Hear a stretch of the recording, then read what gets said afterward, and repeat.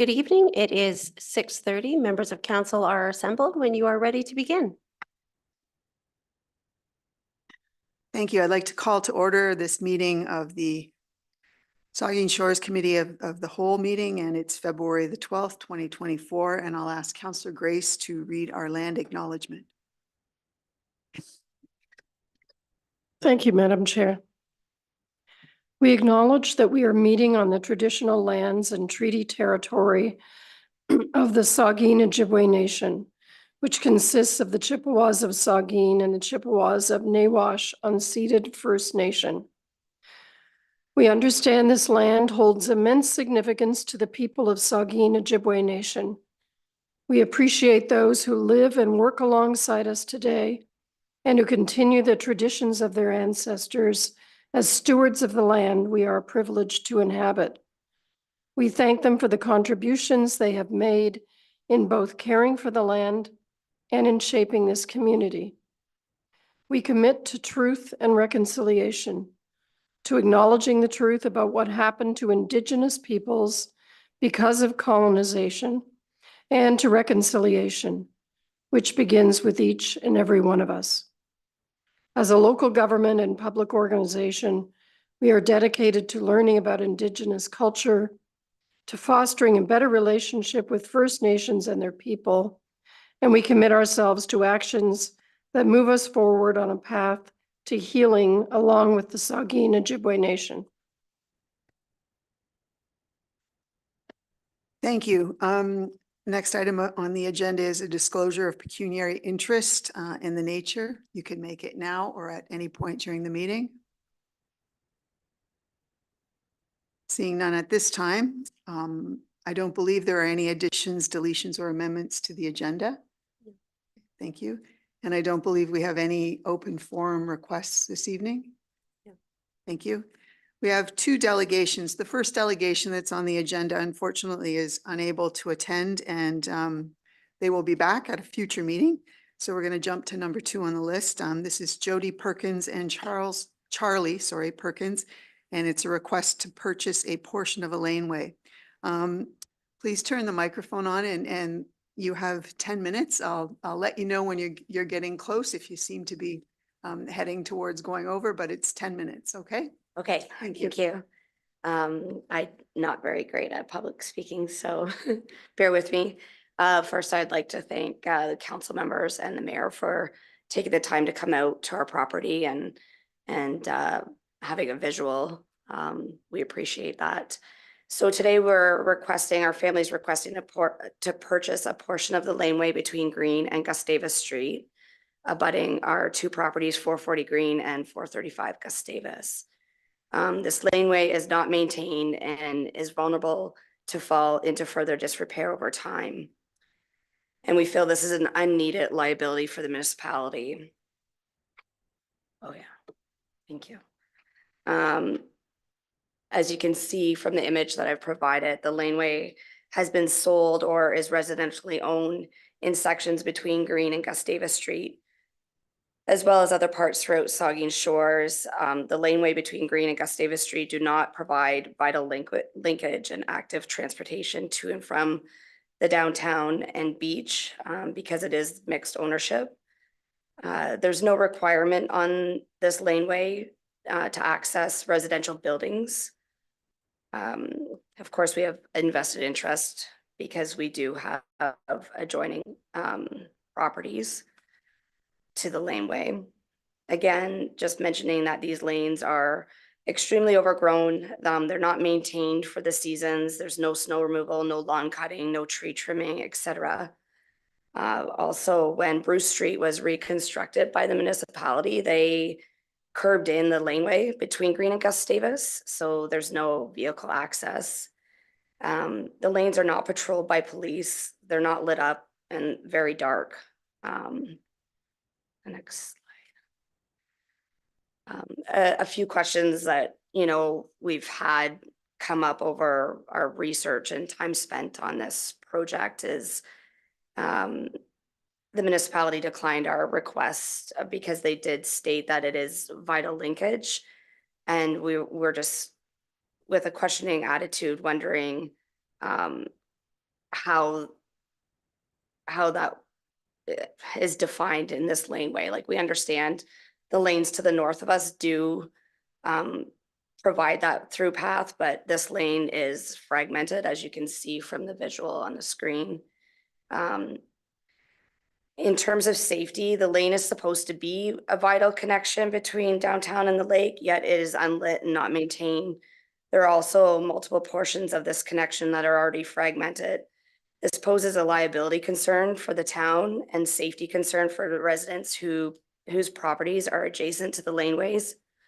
The lane is not maintained to a sufficient standard to which emergency vehicles would be able to use it in an emergency.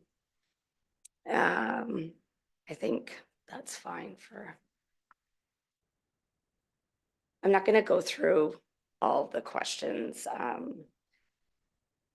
but again, we're just showing where it's fragmented, and there's other locations within the town that you'll see as well.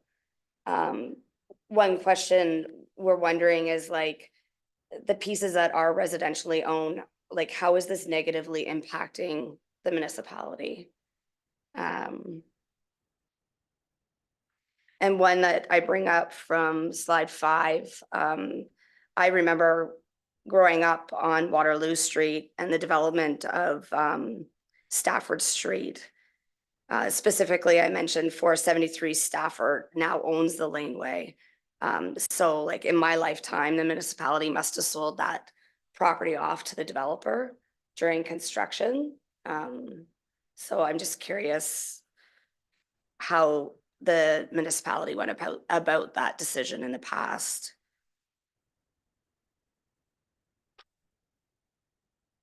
The next slide. I also happened to notice this. I've never noticed it before until I started walking the lanes more.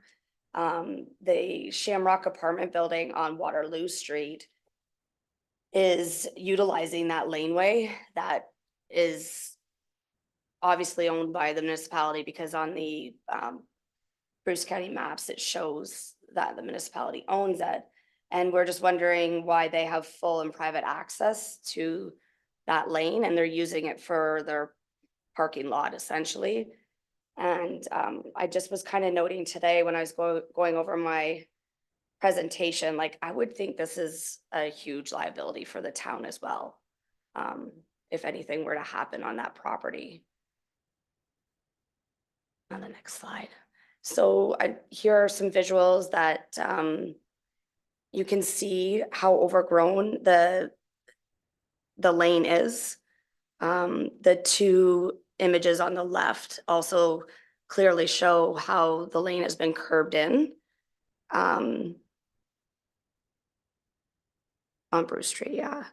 And then you can kind of tell, like, on the bottom right, that's the portion of lane that we're requesting to purchase.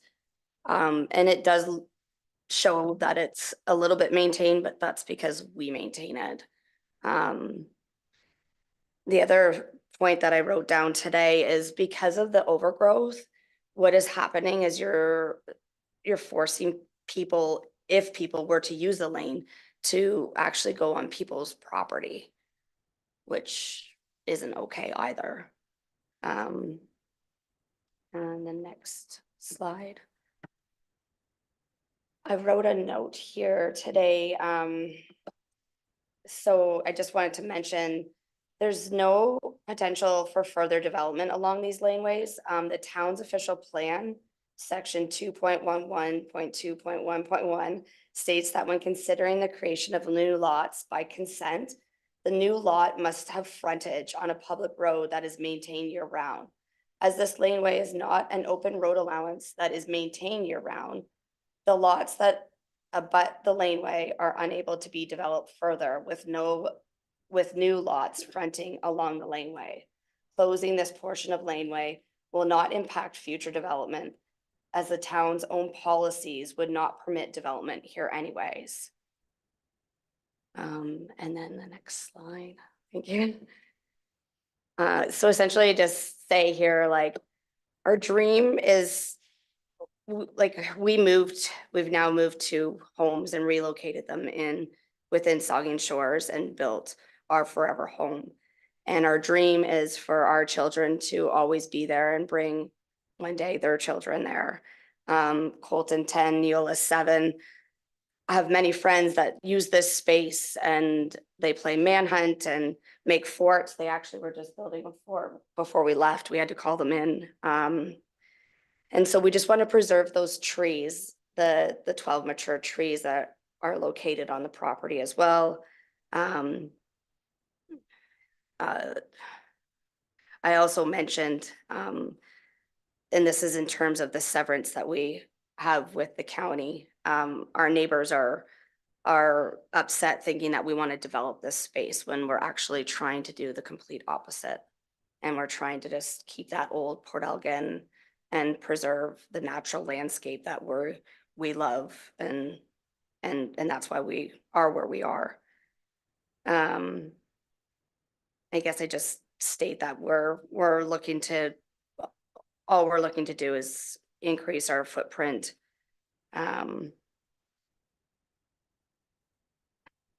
think that's kind of it. That sums it up. Yeah. Well, thank you for the presentation.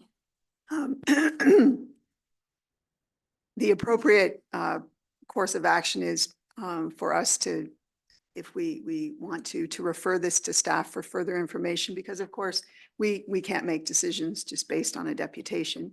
Also, it would be important to understand the historical development of the corridor. And so I welcome any comments or questions. However, you know, the end result is we don't make decisions based on deputations in the present time. Yes. But Councillor Halpin, sorry. Thank you, Deputy Mayor. Do we have a written policy on these laneways? Is there any historical information that council could look at to say when they do sell laneways and when they don't sell laneways? Any information like that we could have? I think that's why we would refer to staff so that we would get that information.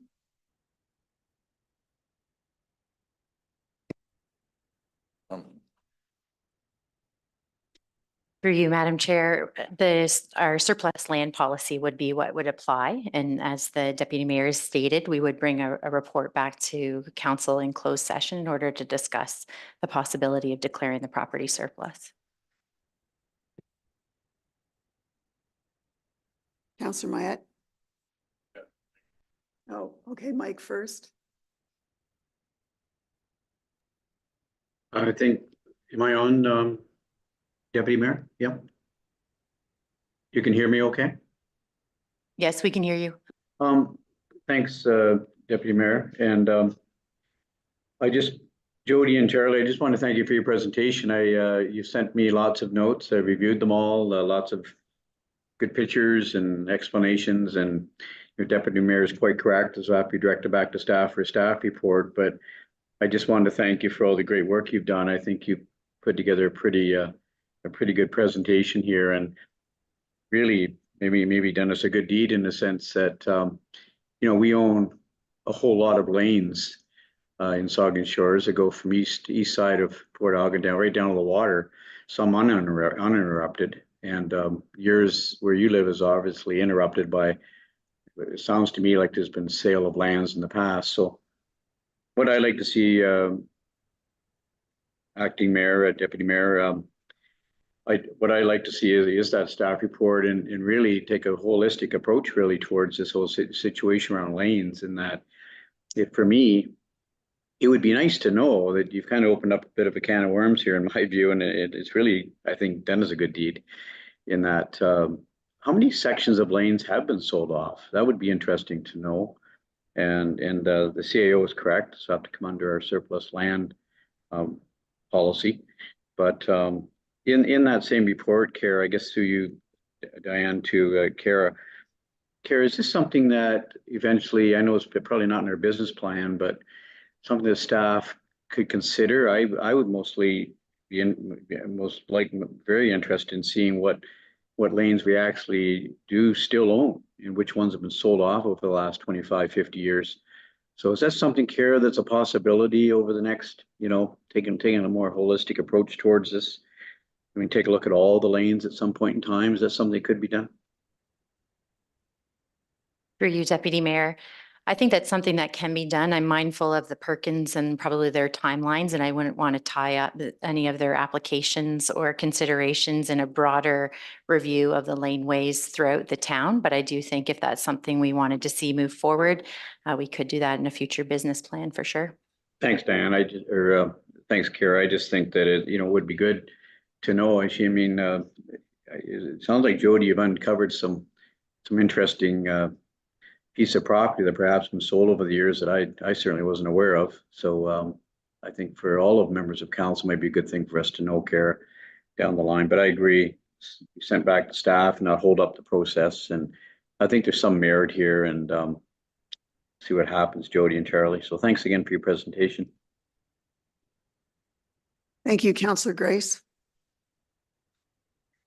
Thank you, Madam Chair, and thank you to Jody, Charlie, and Colton, and Neola.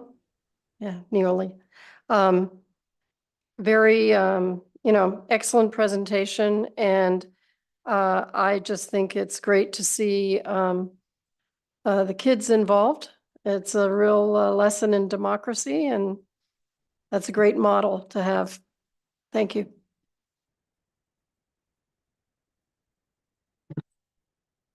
Yes, thank you, Madam Deputy Mayor.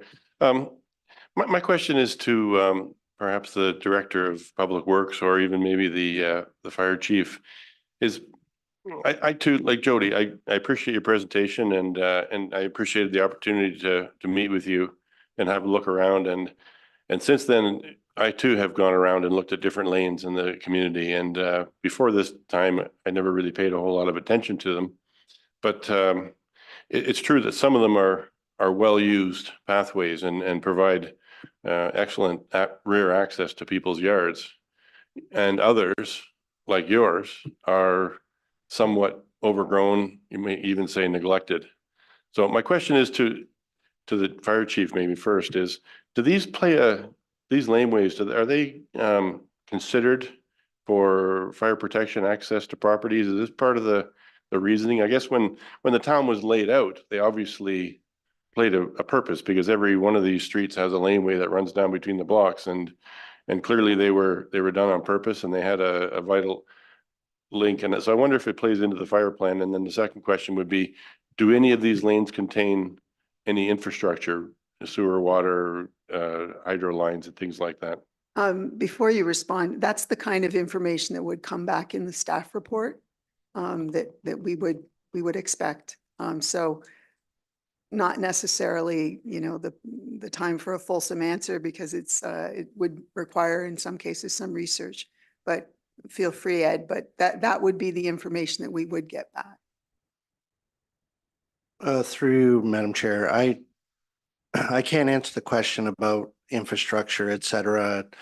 I agree that would need to be in some sort of report. However, when it comes to back lanes, most of our firefighting abilities are based on the alpha side or the front of the house, not necessarily the back. And we are a volunteer fire department with certainly a very fulsome knowledge of back lanes, et cetera. The firefighters have that.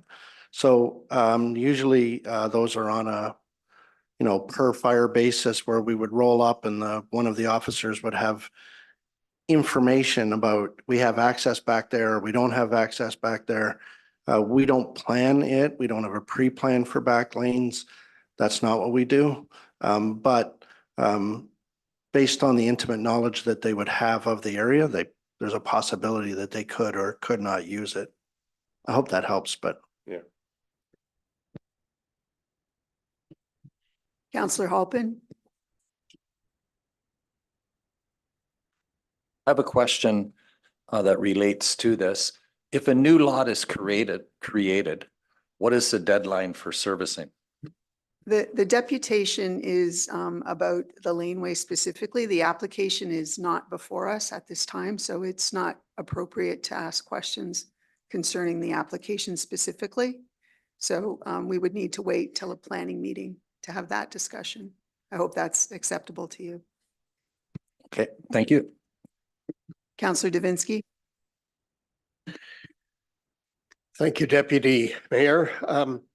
Just looking at the picture of the laneway without snow on it and so on, it brings back a lot of memories of growing up and playing in these laneways that we had. They were indeed invented in my time too. We had laneways. I guess my question, it's a simple question. We're going to have a report come back. We all accept that. How fast, how soon, I think is the word, can we get a report back? And I'll ask that through you to the CAO. Thank you. Through you, Deputy Mayor. I think we will reach out to the County of Bruce to understand what's going on with the consent application so that we're mindful that we're not infringing on any of the process related to that. But that once we understand that, I would imagine within 6 weeks or so, we could probably have a report back for conversation with council. Okay, so to the Perkins, 6 weeks, I know it's a long time, but yeah, this takes a while to get through, and who knows, at the other end, you might have an opportunity to purchase this laneway. I'm not promising anything. I'm not even saying that. I'm just saying it's a possibility. So be patient with us in Bruce County, and we'll get this done. Thank you. Anyone else? Well, thank you. Oh, Councillor Stack, you have to really make it obvious. I know this is the hand I should be waving with. The mayor's told me that before. So I guess I'll just chime in as well. So I obviously walked the property.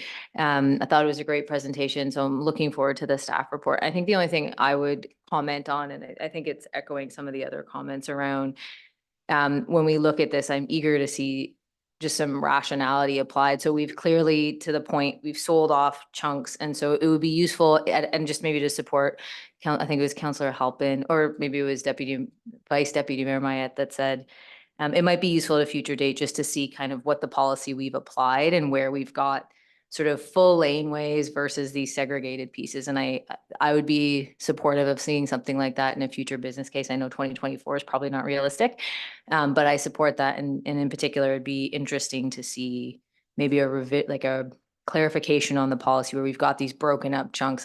I think that would be worth considering when we're making our decisions going forward. Thanks. I think that's a good suggestion too. Is there anyone else? Anything else? Okay, thank you, Charlie and Jody and your kids for your presentation. And as you heard, we'll be in touch. Thank you. Our next deputation is Francesca Dobbin and Christy Andre, and they're here to talk on behalf of the United Way of Grey Bruce about the Coldest Night of the Year event. And thank you very much in advance for the treats on the table, and you all look very warm back there too. So you have 10 minutes. Oh, you need to turn the microphone on. Thank you. There we go. So I'm really thrilled to find out that council likes to go for walks because we want to talk about Coldest Night of the Year.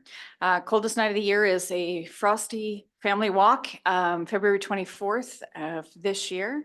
Why is it going without me? Okay, we're just going to do this fast then. We had a goal in 2023 of raising 20,000. Saugeen Shores raised 52,000. We had 209 walkers and 32 teams.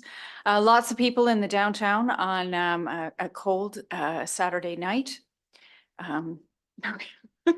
Not touching anything. It's not me. Okay. Now we have some pictures of all the people in Coulter Park. So for our 2024 event, we've set our goal of $50,000 and we're in partnership with the Port Elgin Rotary Club, and we're pleased Melinda's able to join us tonight for this presentation. Just to highlight this event in support of the United Way, fundraisers who walk and raise $150 get the fancy toque like that Dave has and that we have. What you have is last year's toque. So if you want to get the 2024 toque, that's how you get involved. You can walk 5K or 2K. lanes, but ours is on the sidewalk because we want to keep it safe. Thank goodness we don't have the snow, although putting signs in snowbanks was part of the plan. So some of the things that we've done with the funds in the last year, we've made significant investments. Of course, 211 is available to everybody and anybody. And we've been able to pull the data, over 700 calls directly from Saugeen Shores. The backpack program distributed, well over 300 backpacks in this region as well. We've invested in homelessness to housing supports. We've given a grant to Prance as well as the Southampton Art Gallery for their art bike. Our utility assistance program continues to operate in the area, supporting those on West Area Power as well as Hydro One, and as well as wood, oil, and propane in our financial literacy program. So we've invested over $52,000 back into the community, direct dollars going to work with all the things that the United Way does through our grants and our programs. So you'll see our route details out there, signage, kids are welcome. Kids under 12 should be accompanied, and there is a no pet policy with this event, just out of safety. So we're gathering at Culture Park at 4 o'clock on the 24th. We're encouraging people to sign up ahead of time because there's going to be chilly. So we're excited about that. I have no control over this whatsoever. I don't know why it's doing this. So this is how you sign up. It's cnoy.org/Saugeen Shores, or you can just search Saugeen Shores and sign up. And Dave has a team in. Unfortunately, he hasn't raised any money yet. So this is our, come on, get the team going here. He's signed up the Saugeen Shores Council, the screenshot from last week. And then y'all can be wearing these toques because that's how you'll look, because I can't do Photoshop. So yeah, so that's our presentation on coldest night of the year. And we're gonna go home and take the animation out. Thank you, Francesca. Our group was in it last year. We were the Little Loving Hearts. It's a great walk. Are there any comments or questions from members of the committee? Councillor Halp and then Councillor Mayette. Thank you, Madam Chair, and through you. I've already joined Dave's team, so I'm set up and I'm ready to go. Yes. Thank you. Thank you for doing this. I appreciate it. We helped out with it next year, and people like you is what make our community such a great community. Thank you. Thank you. And through you, Madam Chair, Mayor, Deputy Mayor, that's out of date. We do have some money in our team already. We had to do the PowerPoint at least a few days after. One of the donors, John Davinsky over here, Councillor Davinsky, was a very generous donor. But just a bit of inside information. Obviously, Melinda's, the honorary chair of the event for Saugeen Shores. But just a point of information, is it true that our CNOY event is the only one that is held outdoors? All the other ones have their events indoors or like in community centers and arenas and things like that. But ours is not only is the walk outdoors, which makes sense, but the event afterwards, the gathering and chili and supplied by the Queens, I might add, and coffee and beverages supplied by Starbucks. Yeah. And Southampton Rotary's doing and hot chocolate. Very good. So yeah, it's a, communities coming together, but ours is a totally outdoor event. Is that true that we're the only one?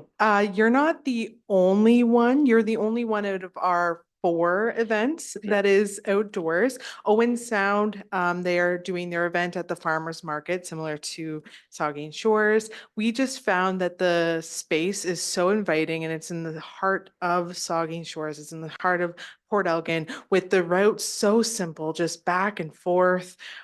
So it was just a really easy way to be outside, because that's the whole point of this, is to be outside, to be out in the cold and experience what unfortunately some people do experience every single day. So this is a way for us to have those conversations and also gather in a really lovely area. And last year was truly an amazing event. I had the privilege of being there, and there was a lot of great conversations that were had, and we're just looking forward to doing it again, and hopefully doing it every year, and making it better and better. Vice Deputy Mayor Myatt. Yes, thank you, Deputy Mayor, and thank you, Christy, Francisca, for your presentation. And I unfortunately won't be able to walk in it because they won't be in town at that time. But however, Councillor Mayette, sign me up, send me an email, and I'd be glad to make a contribution to such a worthy cause. So I'm in. One question I did have of the presenters is your goal last year is $23,000. You raised $52,000, and which is great. And Saugeen Shores people seem to always come through with fundraising campaigns. This is a great cause. Could you explain, just for the benefit of the community and council, what percentage of that $52,000 stays right in Saugeen Shores? Did you have it broken down that way?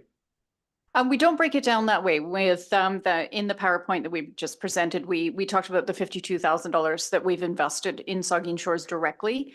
There are obvious Bruce Gray wide programs that we run, like 211, which we pay, to the 211 Ontario system, but it supports Saugeen Shores as it does all throughout the region. We can target certain things like, we know how many backpacks, for example, GC Houston School got. But when I give backpacks to Grey Bruce Children's Services, Children's Aid, I don't know how many are coming to Saugeen Shores. I don't know how many are going to Dundalk. I don't know how many are going to Tobermory. So we know from just running some brief data that we've invested more than $52,000 direct dollars into Saugeen Shores. We've been talking to the Rotary Club, obviously, United for Housing for All. I got that on the right order. So we do look at those pieces, but we also look at the broad spectrum of what need is in our community, what's going on here, what can we incubate. We certainly bring more to the table than simply, a straight out investment of dollars.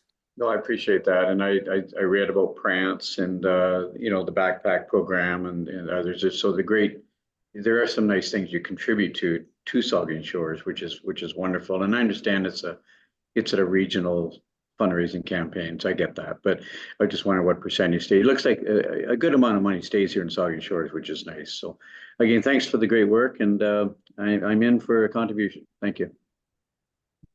Councillor Grace. Thank you, Deputy Mayor.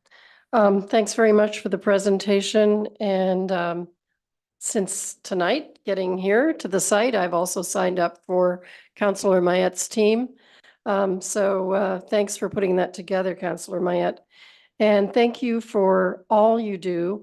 I know that, this event is to put a spotlight on the issues of hunger and homelessness, especially in the cold winter months.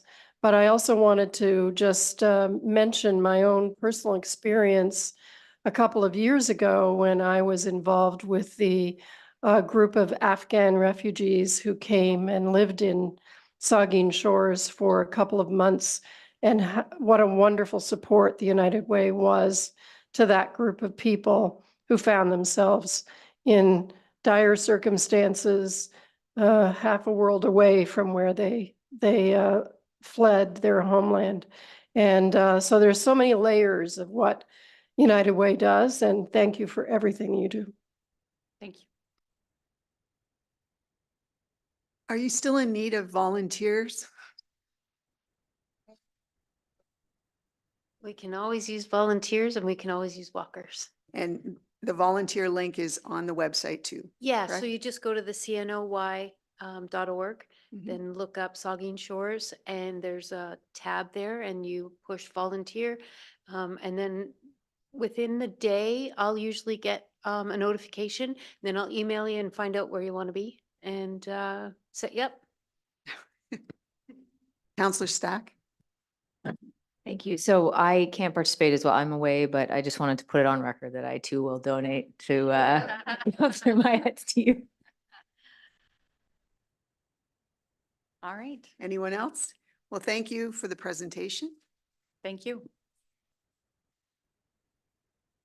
Okay, we have no public meetings tonight, so we have our next agenda item is report of municipal officers. And the first is a staff report that the recommendation is that council receive the town of Saugeen Shores 2023 annual report for information. And I will look to the CAO for the presentation. Thank you, Deputy Mayor. It gives me great pleasure tonight to present this annual report to Council and the people of Saugeen Shores. It's a great summary of the year of hard work, a year of change, and a year of accomplishment. This report is an important checkpoint in the cycle of the town's business. You'll recall we used this first year of your term to gather input from the community. That helped us build the town's strategic plan, a document that outlines the town's mission and vision, as well as the strategic pillars and directions that help us fulfill that mission. We then used the strategic plan to frame out our business plan for the year.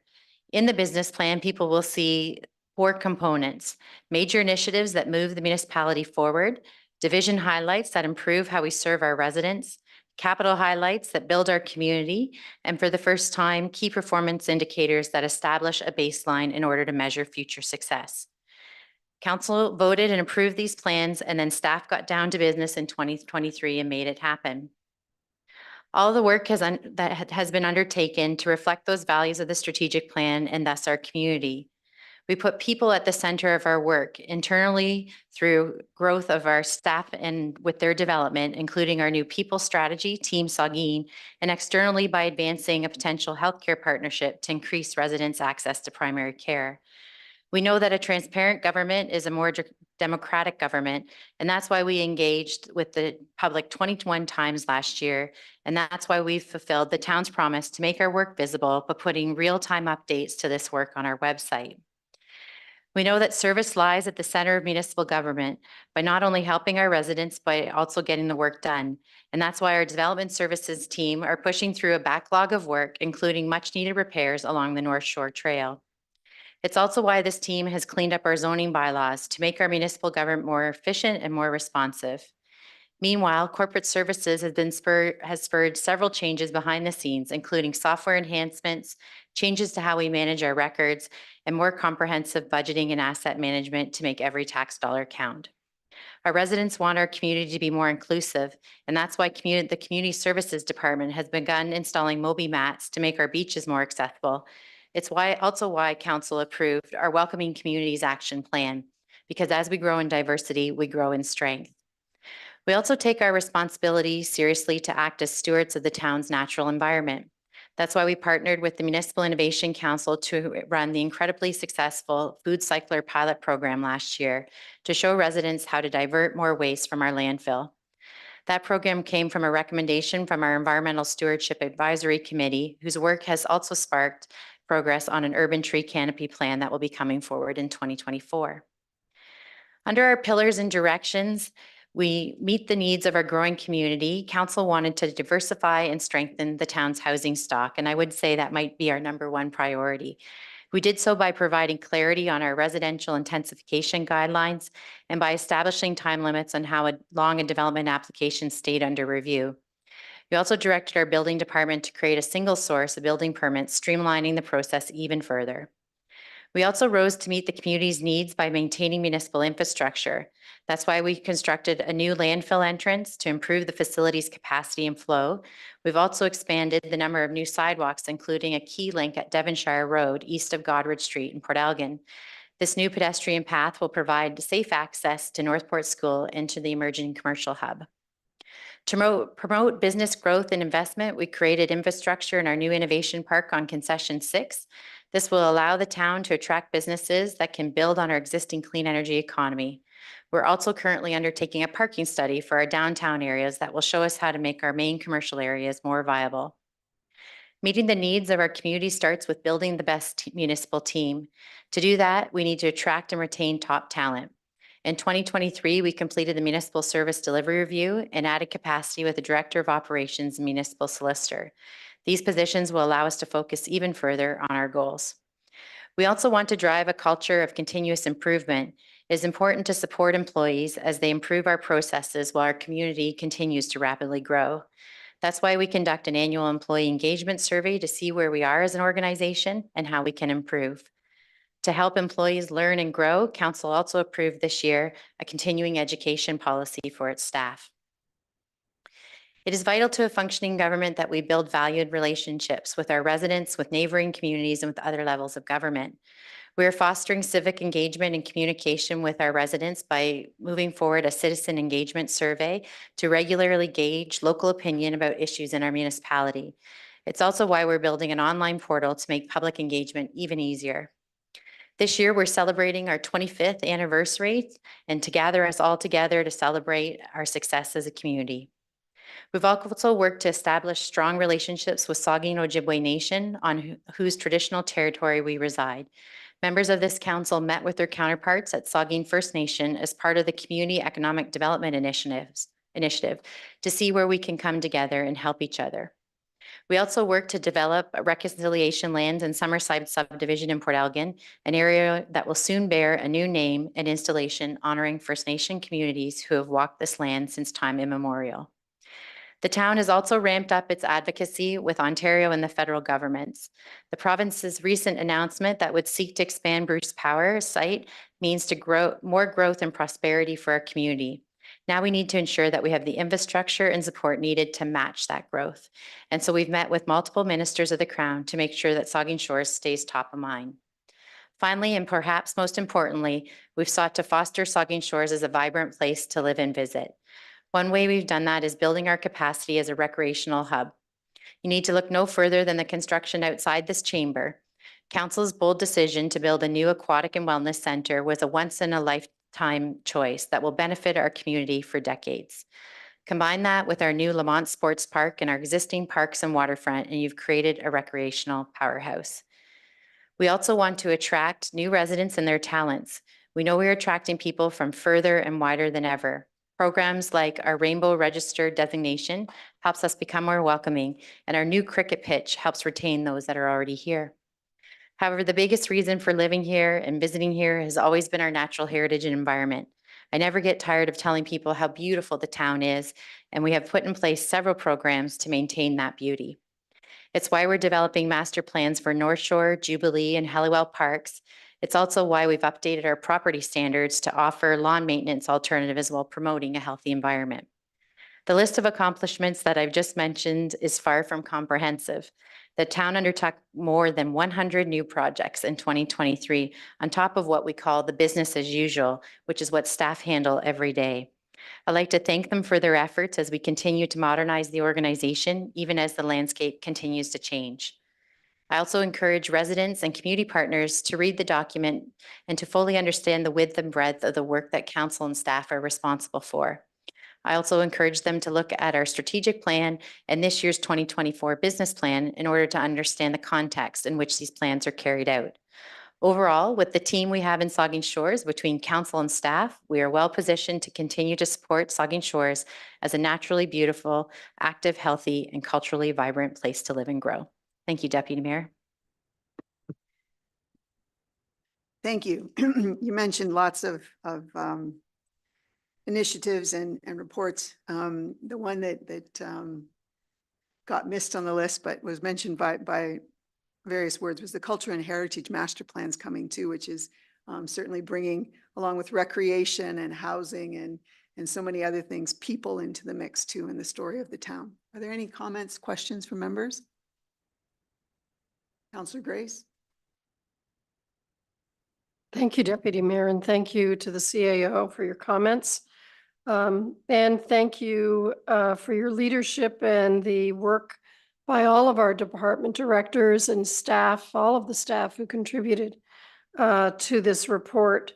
I really appreciated the way the report was organized. I thought it was easy to read, easy to digest.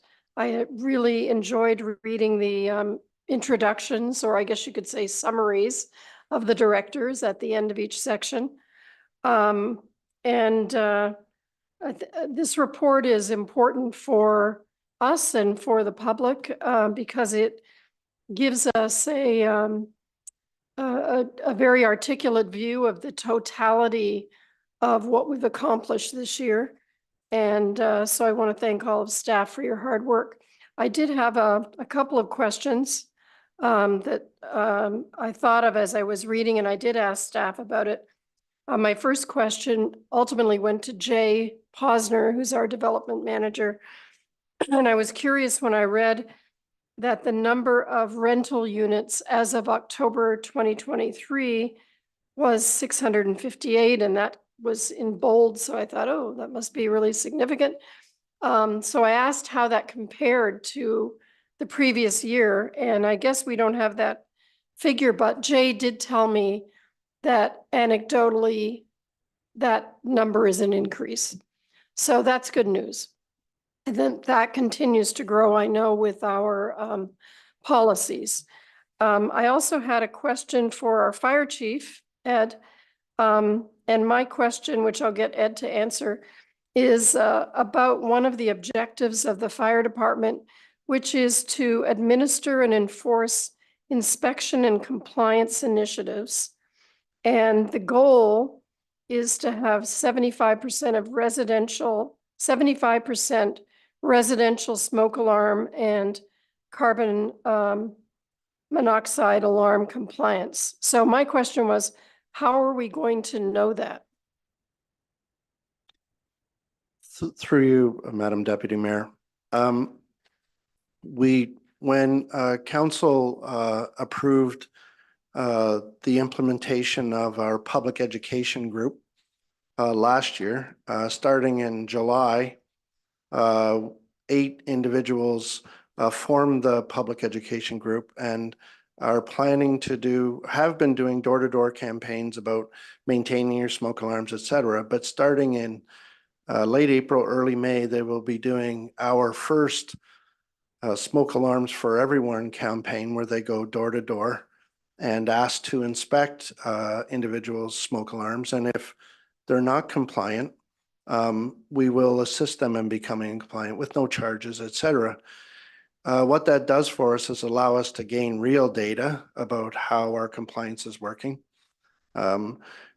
Compliance is a weird thing in that they can only be there for 10 years and then they have to be replaced. They may still work, but the date might be out, or they might be in the wrong spot. So compliance is a big number. The average compliance in the province of Ontario, shockingly, is probably below 30% compliance. So we're really hoping that we can have 70% compliance, and that number comes from our visits right now through fire prevention. And we're hoping to get really good data from our public education group and make us more compliant, which means less visits by suppression, which is the point. One more comment, Deputy Mayor, if I may.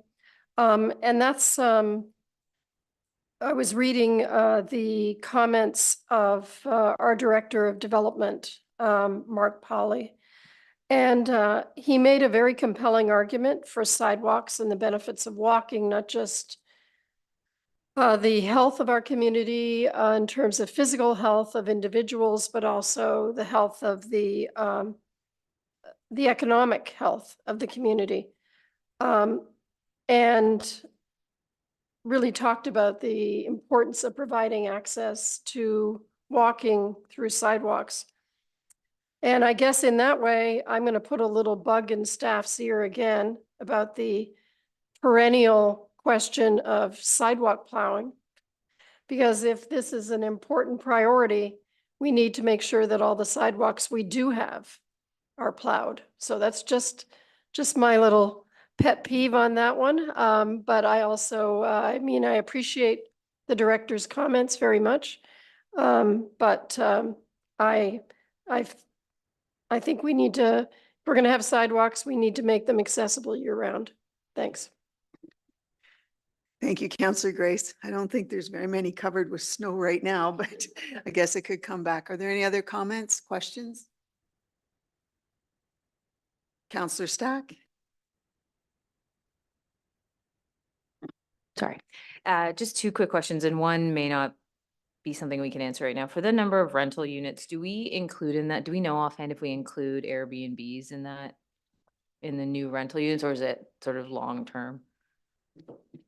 Through you, Deputy Mayor.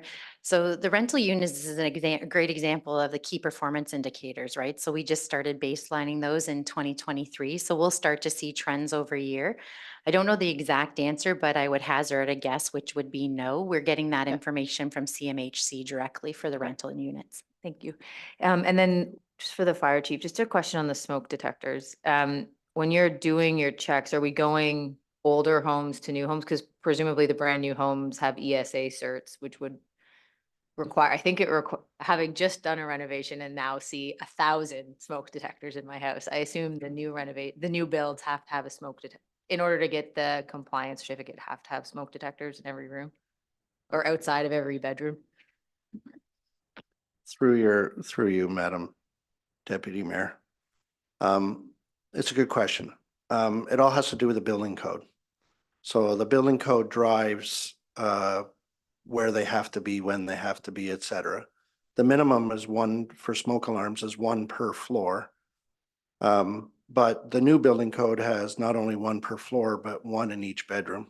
And that comes from when you close your doors, your smoke alarms that are in the hallway are no longer any good. So the smoke alarm program, the SAFE program, is based on the community risk assessment. So identifying which neighborhoods have had more fires than others, the ages of buildings, and then requests. But generally speaking, we'll be in older neighborhoods first and then move to newer neighborhoods. Anything further? Then we have a recommendation that council receive the Town of Saugeen Shores 2023 Annual Report for information. All those in favor? It's carried. Next item relates to presentations that took place at Roma. There were quite a few deputations or delegations, so the recommendation is that council receive the Roma 2024 delegation package briefs for information. And I'm going to call on Jill Root, the Manager of Strategic Initiatives, to address this report. Thank you, Deputy Mayor. Mayor Charbonneau, Councillor Mayette, CAO Van Mile, and myself attended the Rural Ontario Municipal Association Roma conference in January. During the conference, we had the opportunity to speak with several ministries. These included the Ministry of Public and Business Service Delivery to request that the ministry make a financial contribution towards the cost of rehabilitating Pioneer Cemetery. Their response was that this is a common issue across the province, that if supported, our request would set a precedence and would lead to other requests. And currently there is no program in place with money to support it. For next steps, we referred to the Assistant Deputy Minister to set up future meetings and potentially work through a solution. We have our first meeting actually scheduled for later this week. In my report, I have highlighted the Township of Clearview staff report and resolution concerning cemetery administration management that was circulated at the January 8 Committee of Whole meeting. The issue addressed relates primarily to abandoned cemeteries and that the ownership and ongoing care of these cemeteries defaults to the applicable municipality. The issue, while not exactly the same, is relevant to the situation the town faces concerning the Pioneer Cemetery and the lack of funding to support the remediation costs. If directed by council, staff can prepare a draft recommendation for consideration based off of the Township of Clearview resolution and amended to the needs of the town and Pioneer Cemetery. The next delegation was the Ministry of Health to request that the ministry consider funding nurse practitioners through the Ontario Health Insurance Plan, OHIP, or by making it easier for the Victoria Order of Nurses, VON, to access increased funding so that they can hire more NPs. The response was that the Health Act prohibits NPs from billing OHIP. The expression of interest for primary care launched this earlier in June 2023 of last year allows for the expansion of NPs and other practitioners. Applicants are beginning to hear if they had successful submissions. And then lastly, we met with the Ministry of Infrastructure to request that the minister recognize the importance of recreational facilities and become a contributor partner to the town's new aquatic and wellness center build, and that the minister advocate on the town's behalf to the Federal Minister of Infrastructure to reconsider their decision not to approve the town's Green and Inclusive Building Fund application for the AWC build based on a technicality. The response was that the minister was supportive of our situation and will do what she can to intervene. As for next steps, the minister and our staff will be in touch once a process for meeting Minister Fraser is reached. Town delegates also had the opportunity to meet with Hydro One, which we did just last week virtually. That meeting focused on the growth of the community and Hydro One's plans to support that growth. The briefs are included in my report for information, and I'm happy to answer any questions. Thank you. Thank you. Councillor Mayette, since you were there, do you have anything to add? Yes, thank you, Deputy Mayor. Perhaps I will. I'll just say that all of these delegations were well received and we were given ample time. So, you know, attending Roma or whether it's Roma or whether it's AMO, these are important opportunities that all of us should take the opportunity to participate in, to meet with our counterparts in the provincial government. And not only at the delegation phase, but you get to meet them in social settings and things like that. So it's a great opportunity to get our points across. And I think all of these should bear fruit in one way or another going forwards. And thanks to Jill for putting those together. Thank you. Are there any comments, questions from the committee? Councillor Davinsky, then Councillor Grace. Thank you, Deputy Mayor.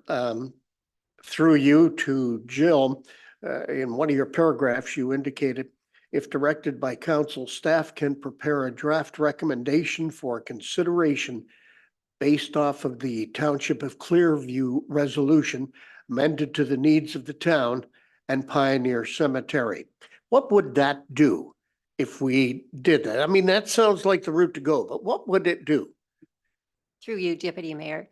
That would highlight further to the province that this is a need that many municipalities are experiencing at the moment. So it would highlight the issue further, primarily.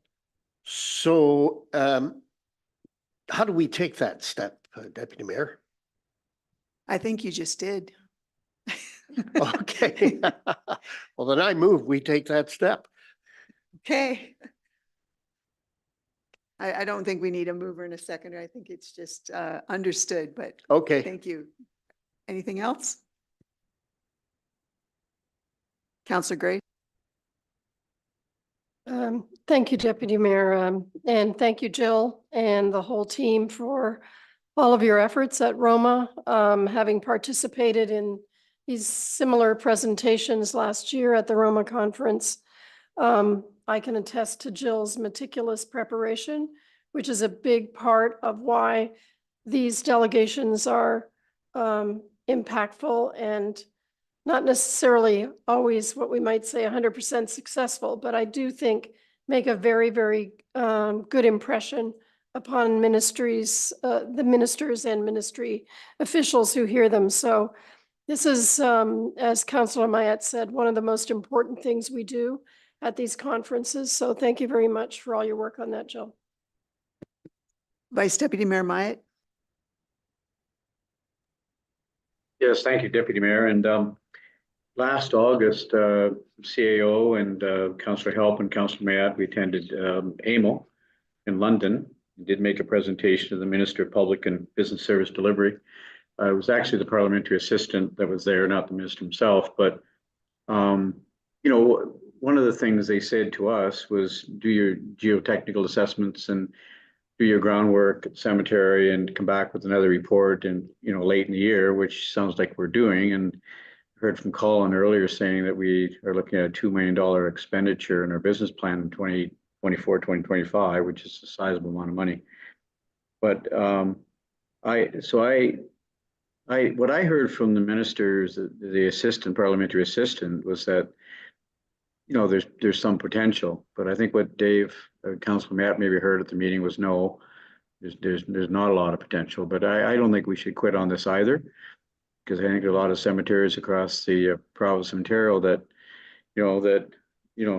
need help. We've got exposing of early settlers' graves, washing down the Saugeen riverbank, you know, and that's not, obviously not a good thing, and $2 million is a lot of money. So I hope we are successful with, you know, resubmitting an application or submitting an application. And I agree with Councillor Davinsky. I think we should be not only supporting, you know, the township of Clearview Township, but also our own resolution. So is it, can we do both? Can we send, you know, a note off to the minister's office supporting Clearview and also sending our own resolution as well? Can we do both, Deputy Mayor? The CAO will respond.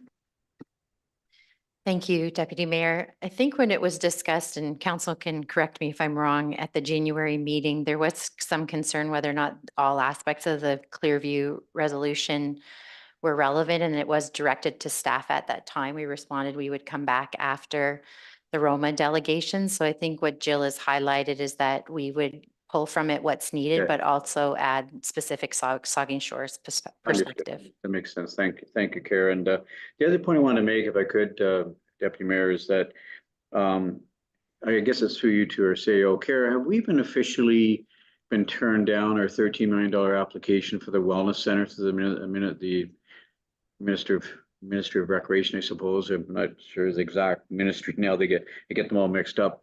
They change from time to time. But has that been turned down officially? And are we resubmitting? Was there a bit of sympathy, empathy towards our case here in Saugeen Shores for the $13 million application? Through you, Deputy Mayor. So the application is to the federal government, to the Federal Ministry of Infrastructure through the Green and Inclusive Communities Building Fund, GICB.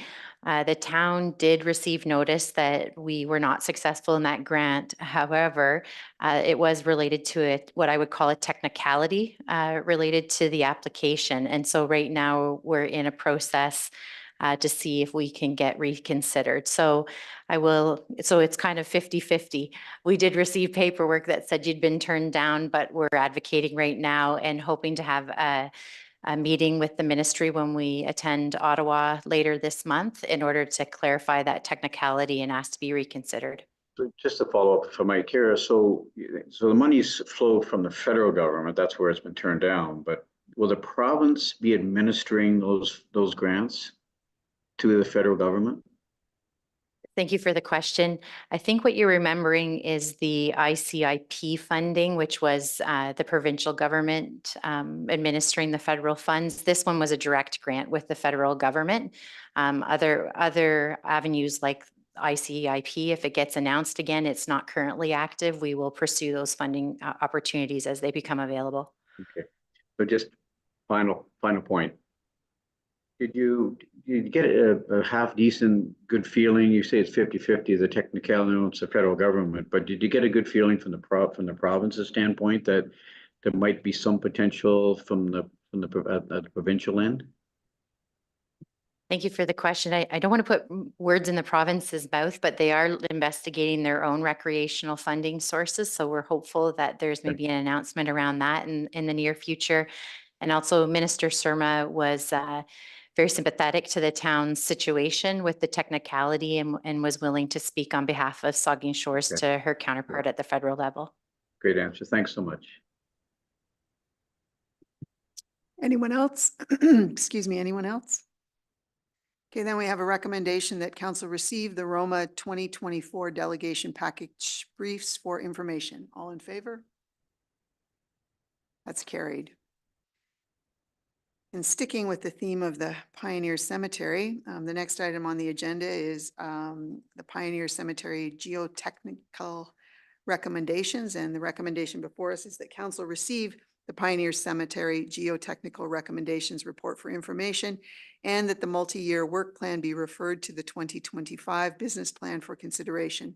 And I'll look to Colin for the presentation. Thank you, Madam Chair, and through you. Initially, we looked at this report and bringing it through with a firm recommendation, but there's still a lot of work that probably we have to do, and that's mainly on council decisions. Part of it we have to look at how far back we go. Do we exhume? Do we not? There's so many things to think about. I certainly have recommendations where I'd like to see it go, and that can come into our business plan is where we're looking at. We felt it was better in that direction. This isn't a project that really has to get started today. Doesn't have to get started this year as far as the physical work. We do have time to think it out in that business plan. What we laid out in here, though, is a bit of a history on where this started. Obviously, it started back in the 1800s. The cemetery was closed down by the town of Southampton back in the early 1920s was the last burial there. And they recognized at that time there was a problem. We started looking at it more seriously here around 2012, where we started having reports looking at what needs to be done. Understanding there is a problem. It is a process. Obviously, it's a very long process to get this done. And as far as funding, we were certainly hoping for anything positive on that. And that didn't come forward so far. I wouldn't necessarily say we need to give up, but it didn't look all that good for that.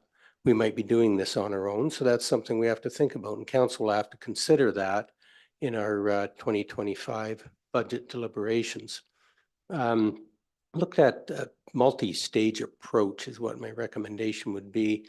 We have first stage, we have a lot of trees there, especially ash trees standing dead. So we can't bring equipment in. We can't bring workers in through there and start shaking the ground and start banging things and expect safely.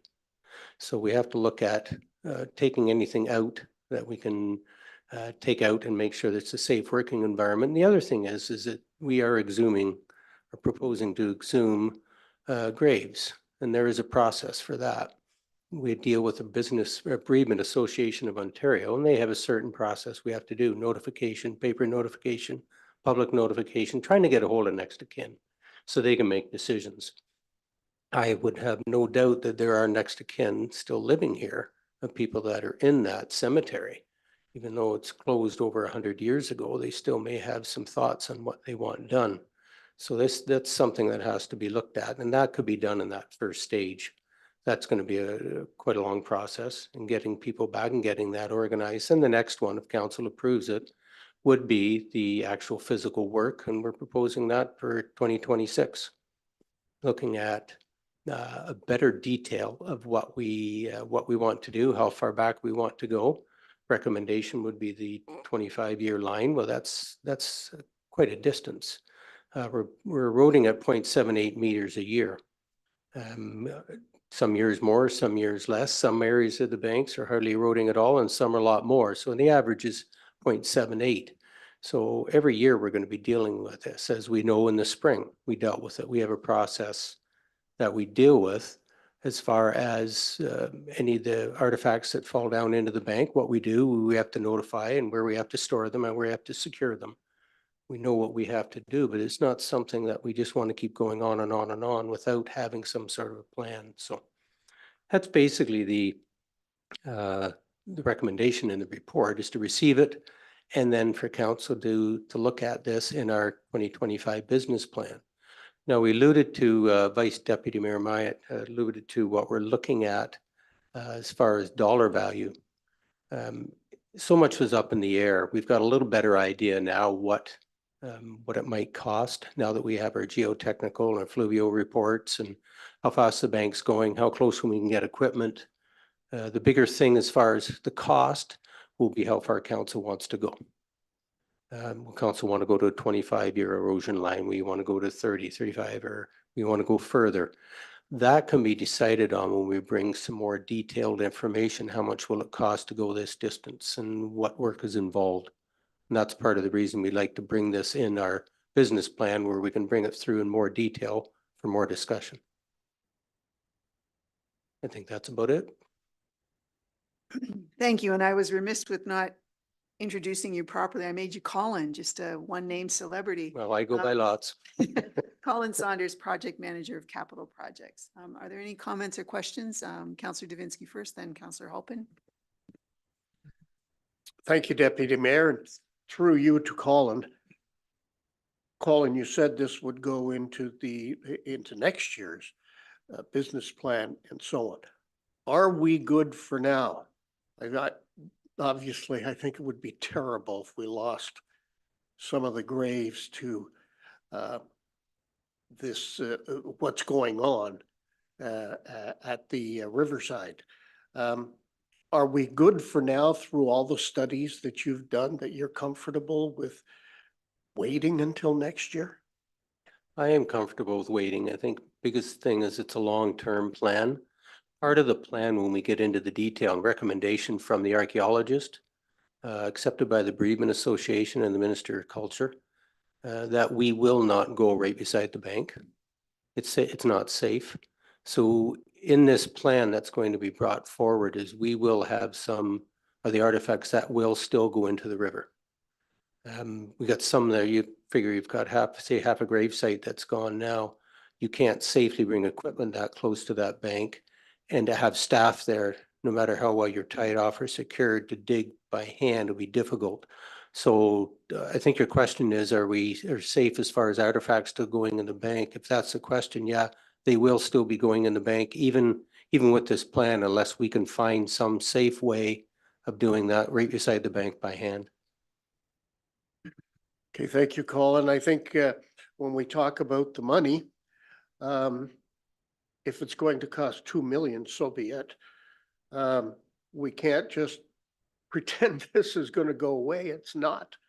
Now, I know that'll be next year's budget or what have you, but we should be thinking of it now, that something has to be done with respect to Pioneer Cemetery. Thank you. Councillor Halpin. Thank you, Madam Chair, and through you.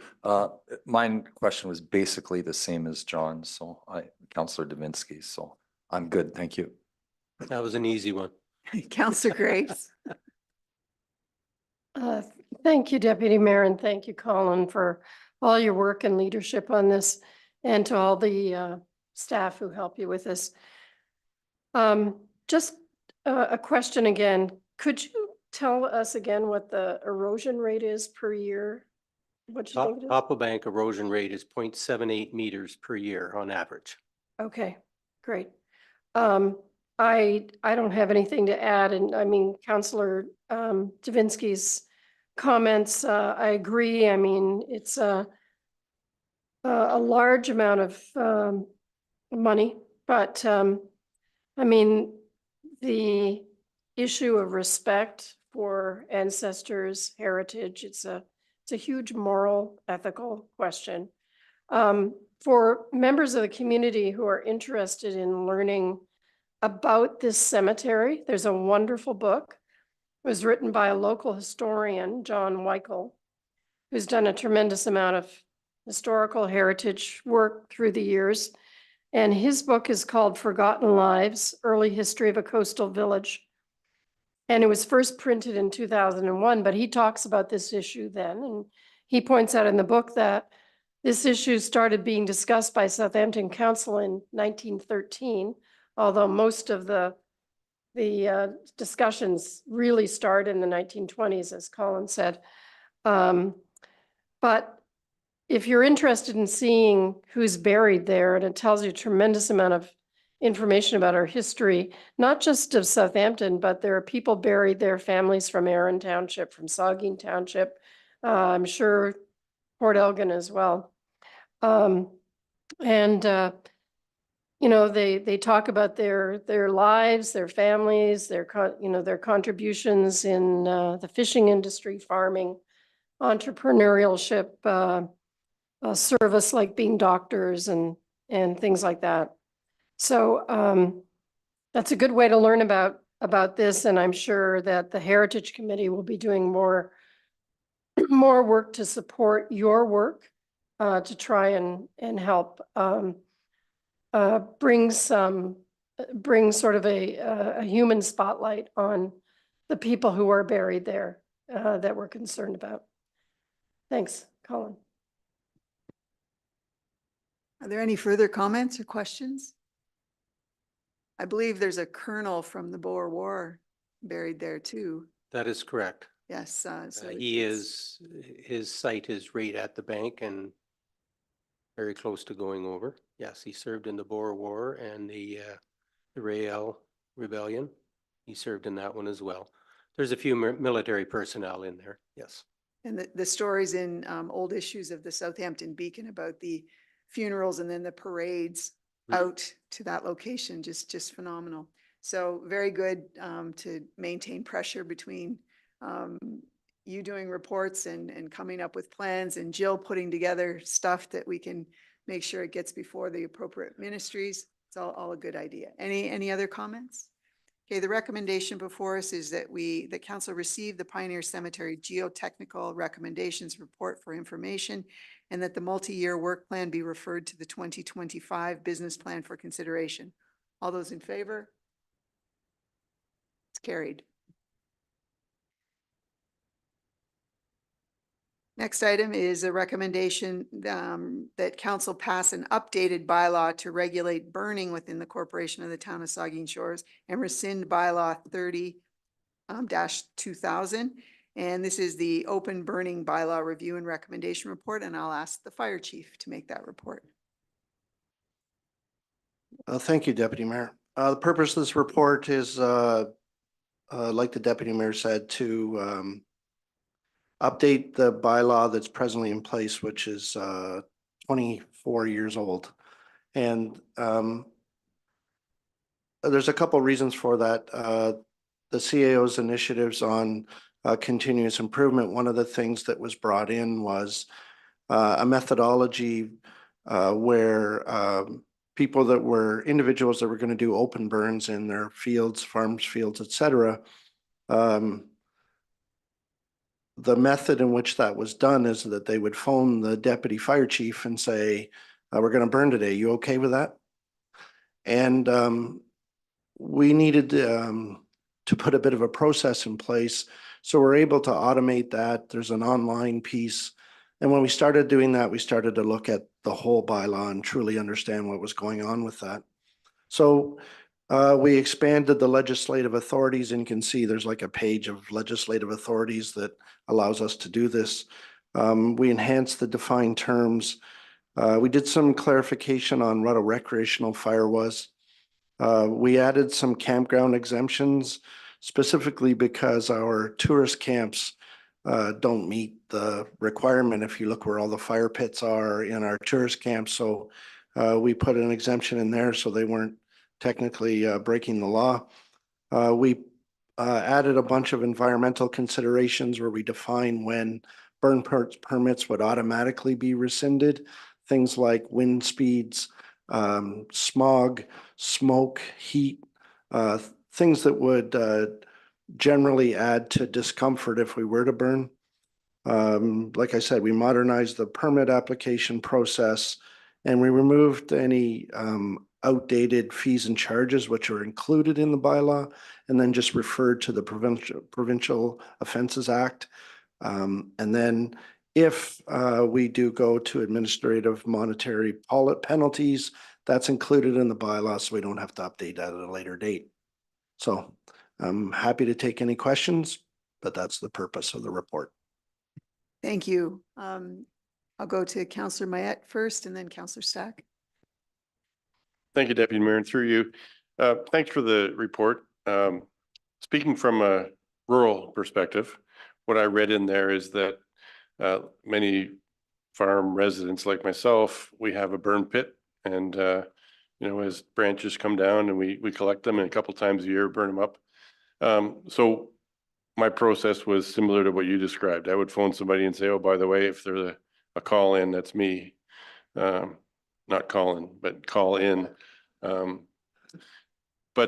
you're saying there's an online portal that somebody will be able to go on and say, just register on Saturday, we're going to have a burn and it's going to take place during these hours and that kind of thing. But you also, I think it also talks about having an inspection done. So somebody would come out and look at my fire pit and, you know, proximity to the hose and proximity to the buildings and things like that. Is that kind of what the process will be? That is correct. If there was the first time for the permit, we would come out, we would take a look and make sure that you met the requirement of the bylaw, all of the aspects that you're talking about. And if that was the case, then you'd be good to go. And then depending on weather, et cetera, you would just give us a call and say, I'm burning today. And then a note goes out from our customer care representative to both stations and dispatch that we're having an open burn and it's approved. Okay, another related question. Colin talked about all the dead ash trees, and there's vast tracts of forest, particularly when you get down below the berm towards McGregor Park. I have a property down there, and obviously having a campfire in amongst a whole bunch of dead trees raises the idea or the prospect of a larger burn getting out of control. Does the fire department have a plan, or have you done any consideration around forest fires? I mean, we hear about forest fires all the time, whether it's in Australia or whether it's in Canada or around the world. It's becoming more and more of a regular thing. And I would hate to see it happen in our community, but we do have hundreds of thousands of dead standing wood and soon to be falling down standing wood. Is there a plan, or have you considered that into your long range plans as it relates to this or otherwise? Through you, Deputy Mayor. Thank you for the question. Absolutely. The Deputy Chief and myself last year in Huntsville took a wildland firefighting course. We've delivered wildland firefighting to our firefighters. It is a different world. You know, the way in which those fires are fought is totally different than we would fight a typical residential fire. But we have begun the training, have begun acquiring the equipment to allow us to be able to do that. But we certainly have identified it as something moving forward. Councillor Stack. Thank you. It's more of a process question. So will the bylaw we eventually pass for this bylaw actually rescind the predecessor? Because the way the bylaw is written right now, it says it supersedes or rescinds all contradictory bylaws, but I would prefer it just said this. I mean, my suggestion would be it rescinds the previous or supersedes the previous bylaw. So I'm just wondering what that'll look like in practice. That would be a clerk question. So Dawn Middleholtz. Thank you, through you, Madam Chair. With the bylaw, certainly we can make the amendment to specifically call out a specific bylaw number that can be rescinded. However, this language would effectively do the same thing, but by all means, we can make that amendment. Yeah, I think my point would just be like clarity is always a challenge with bylaws. And to me, we're saying it, the way I think it's written is that it rescinds all contradictory bylaws. I'm not sure the predecessor bylaw is necessarily contradictory in all accounts. They just, if we're saying we're rescinding, let's just rescind it. Let's just supersede it. Thanks. Are there any other comments or questions from members? Seeing none, then the recommendation before us is that council pass an updated bylaw to regulate burning within the corporation of the town of Saugeen Shores and rescind bylaw 30-2000. All those in favor? That's carried. And sticking with Ed Melanson, the fire chief, our next item is the 2023 annual fire services report. The recommendation is that council receive the 2023 annual fire services report for information. So I'll ask the fire chief once again to address the report. Thank you, Deputy Mayor. This was a fun report to write, actually. When you start to look backwards of what the women and men of our department have done in the last year, it's truly, truly remarkable. And I'm very, very proud of what they've done and to be part of that. I tried to give you a snapshot of what we did and also where we're going. Last year was an amazing year for growth and change and building foundational documents, and we're going to continue more of that this year. I tried to give you some data that showed what 2024 may look like.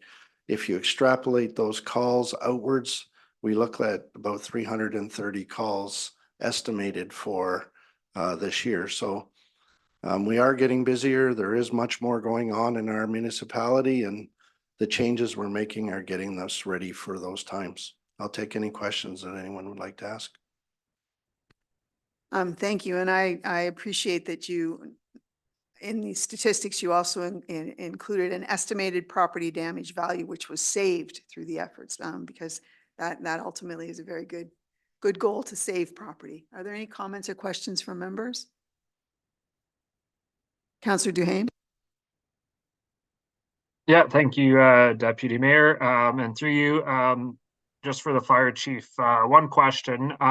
Do we have a breakdown of the 56 medical call-outs that you guys had, or just general? We do have a breakdown. I mashed them all together. The majority of our calls halfway through the year moving forward, if you may recall, I brought a medical procedure report to council authorizing a change to the fire department attending vital sign absent calls, drug overdoses, anaphylactic shock, and choking. So about halfway through 2023, our calls went from assists to calls where we could truly make a difference.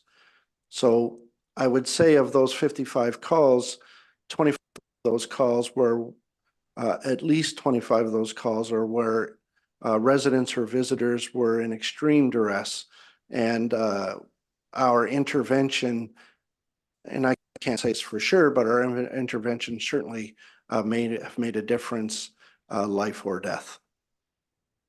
Okay, no, thanks for that. So that could explain the like 14% drop from 2022 then, maybe?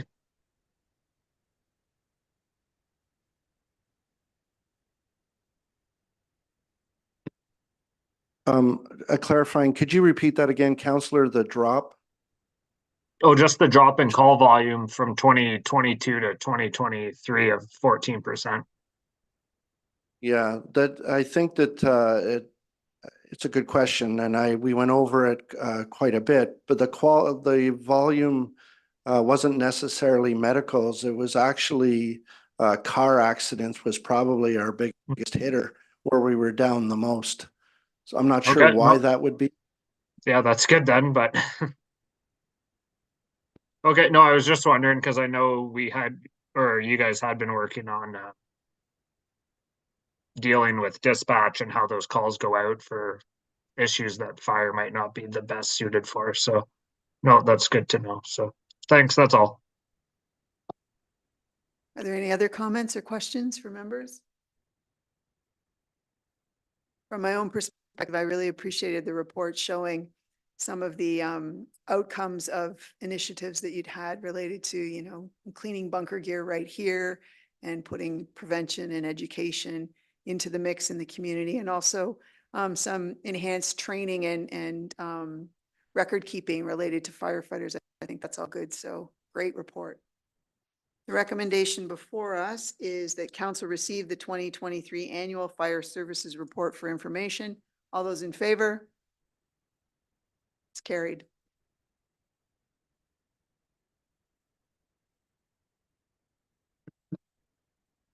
The next item relates to the master drainage plan, and we have a recommendation before master drainage plan report be received for information. And Raul Amin, the manager of engineering, will make this report, and I believe the consultant is also with us. Yes, thank you, Madam Deputy Mayor, and through you to the council.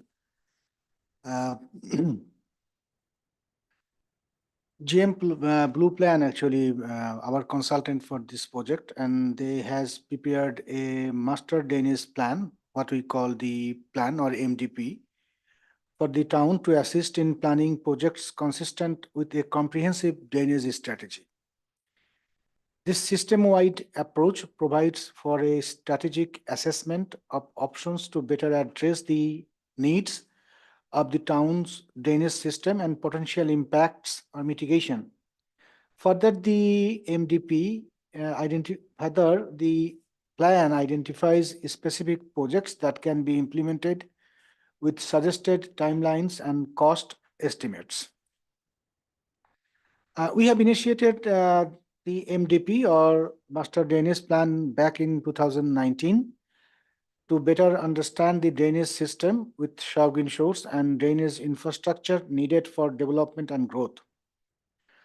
And subsequently, we actually retained GM Blue Plan. We have John from GM Blue Plan here, and he will just go over a presentation, and then we can discuss about the recommendation from the drainage plan, which is attached with this report. So, John?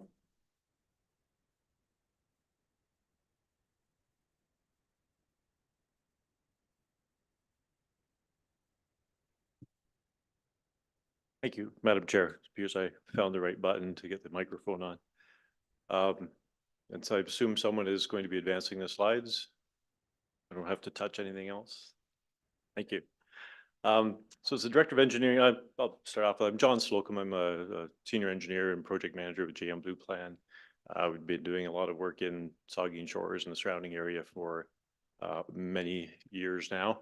Yeah, we were fortunate to be able to help the municipality with preparation of a master drainage plan, which the process began about 2019, and through a variety of things during that time, and I'll get into this in my presentation.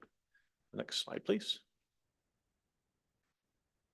Generally, how we start these processes is we start off with we call a problem or opportunity statement, which basically outlines what is it we intend to achieve by going through this process. So master drainage plan, of course, looks at the drainage features in a municipality, and drainage features can include more than you might think about, I suppose, off the top, but overlay and sheet flow, natural water courses, municipal drains, tile drains, ditches, culverts, and storm sewers are some of those aspects. And then the idea is, well, what do we want to do with them? And the intention then is to look at those existing drainage systems. How do we improve on water quality, managing peak flows, and improving water balance and addressing flooding and erosion problems? Next. So the Municipal Engineers Association provides a framework for conducting these studies, and the master planning part of the process, it takes a big step back and looks at system-wide functionality of particular drainage systems in this case. So there's a 5-phase process that's outlined in the municipal class environmental assessment process. Master planning addresses the first 2 phases, which are, again, reviewing and documenting the overall drainage systems across the municipality. The subsequent 3 phases are looking more project specific and planning and addressing those specific projects. So we are hopefully through this process, or the stage of the process, we're looking at hopefully wrapping up the master plan and then moving on into project specific reviews and implementation.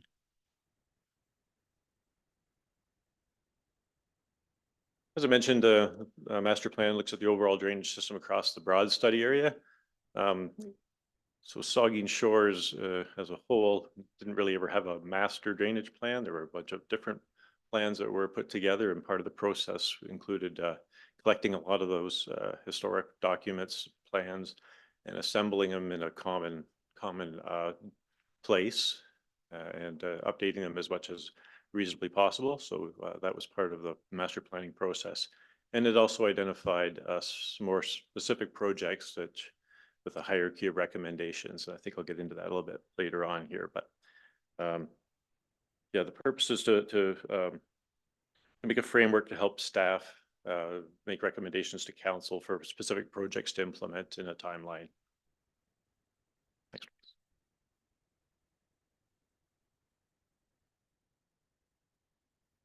This just basically gives an outline of the process we had to follow to get to where we are now. Again, consolidating the existing drainage information. So there are a lot of studies, a lot of outlets, a lot of different reports over a long period of time. They're all assembled into one documented place. A lot of mapping that was updated and consolidated into this one location.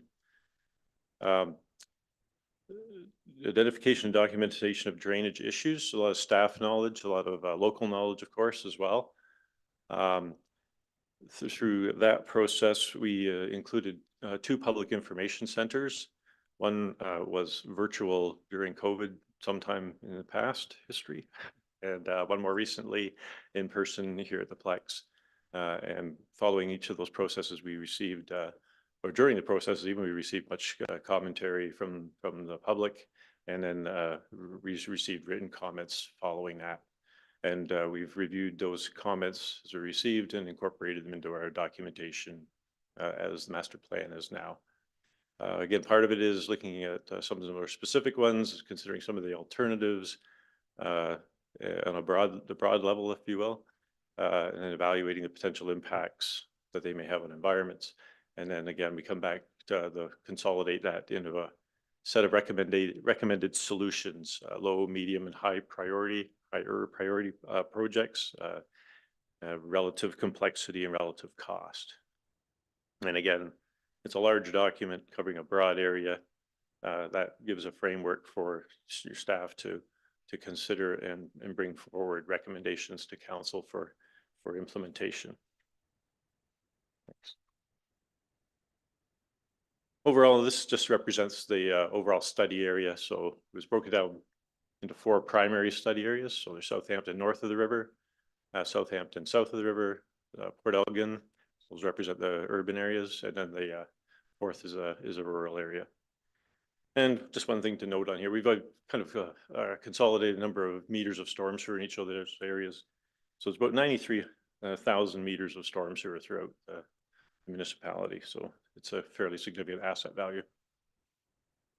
Thank you. The next couple of slides basically just are highlights of those particular areas. I don't think I'll go into any particular detail in any of these, just an idea that north of the river, there was a previous plan that was put together in 1996. Many of the recommendations of the plan at that time have been implemented. There was a couple remaining projects which we've brought forward. Next slide, please. Southampton south of the river, again, there have been a few other studies that were done, some by the Conservation Authority, some by the municipality itself. There's quite a number of catchments, 11 catchment areas in this study area, and we've come up with a number of recommendations, some of which are summarized on this slide. The next, please. Port Elgin itself, 14 catchment areas identified. Again, part of the process is mapping all these catchment areas, where the water comes from, the drainage system through which it travels to get to the lake or the river, in which case. And again, these are some of the recommendations that we've come up with for Port Elgin.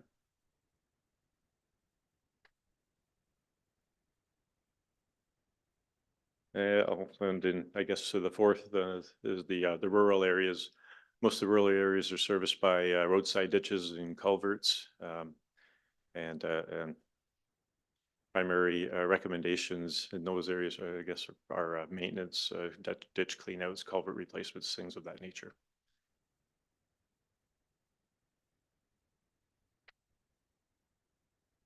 So also part of the master planning is we call it considerations, or even a general philosophy or explanation of how drainage systems have evolved over a period of years. Say there's like 93,000 meters of storm sewer in Saugeen Shores. They've been implemented over a long period of time. So the progression was generally initially to drain water, put a storm sewer in, get the water from point A to point B as quickly as possible. That thinking has since evolved over a period of time and understanding of these systems to better stormwater management, to remove the impacts of development on drainage features. And then even further and more recently to what they call urban stormwater management, best management practices, where not only quantity controls are considered, but quality controls are considered as well. Note here that because of the history of the implementation of these systems, it's pretty difficult to come up with new policies now and then take out everything that was done before. It's a very expensive process. So it's a matter of understanding the evolution of these systems and then taking steps back and appropriately replacing older systems with newer systems to newer standards.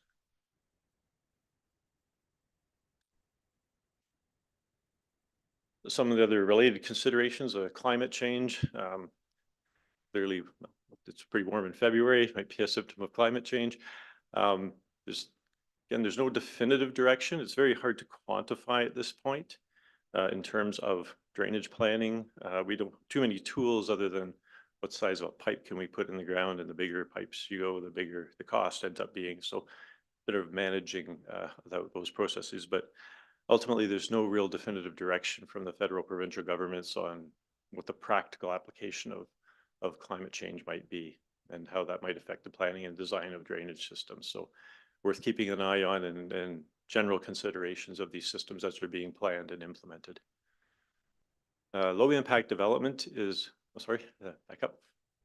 Low impact development is another planning tool or storm drainage tool that's used, meaning there's a variety of ways to implement developments with lesser degrees of impact with runoff. So flat grading and infiltration forms, things of that nature.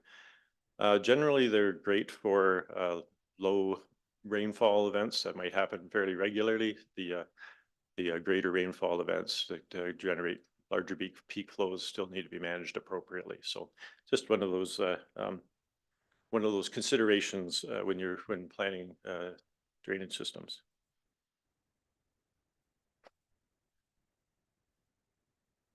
Kind of a common theme for all the catchment areas is maintaining a routine inspection and maintenance of these systems.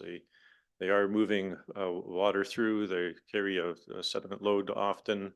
The sediment load can get trapped in certain areas and impede the drainage system function. So a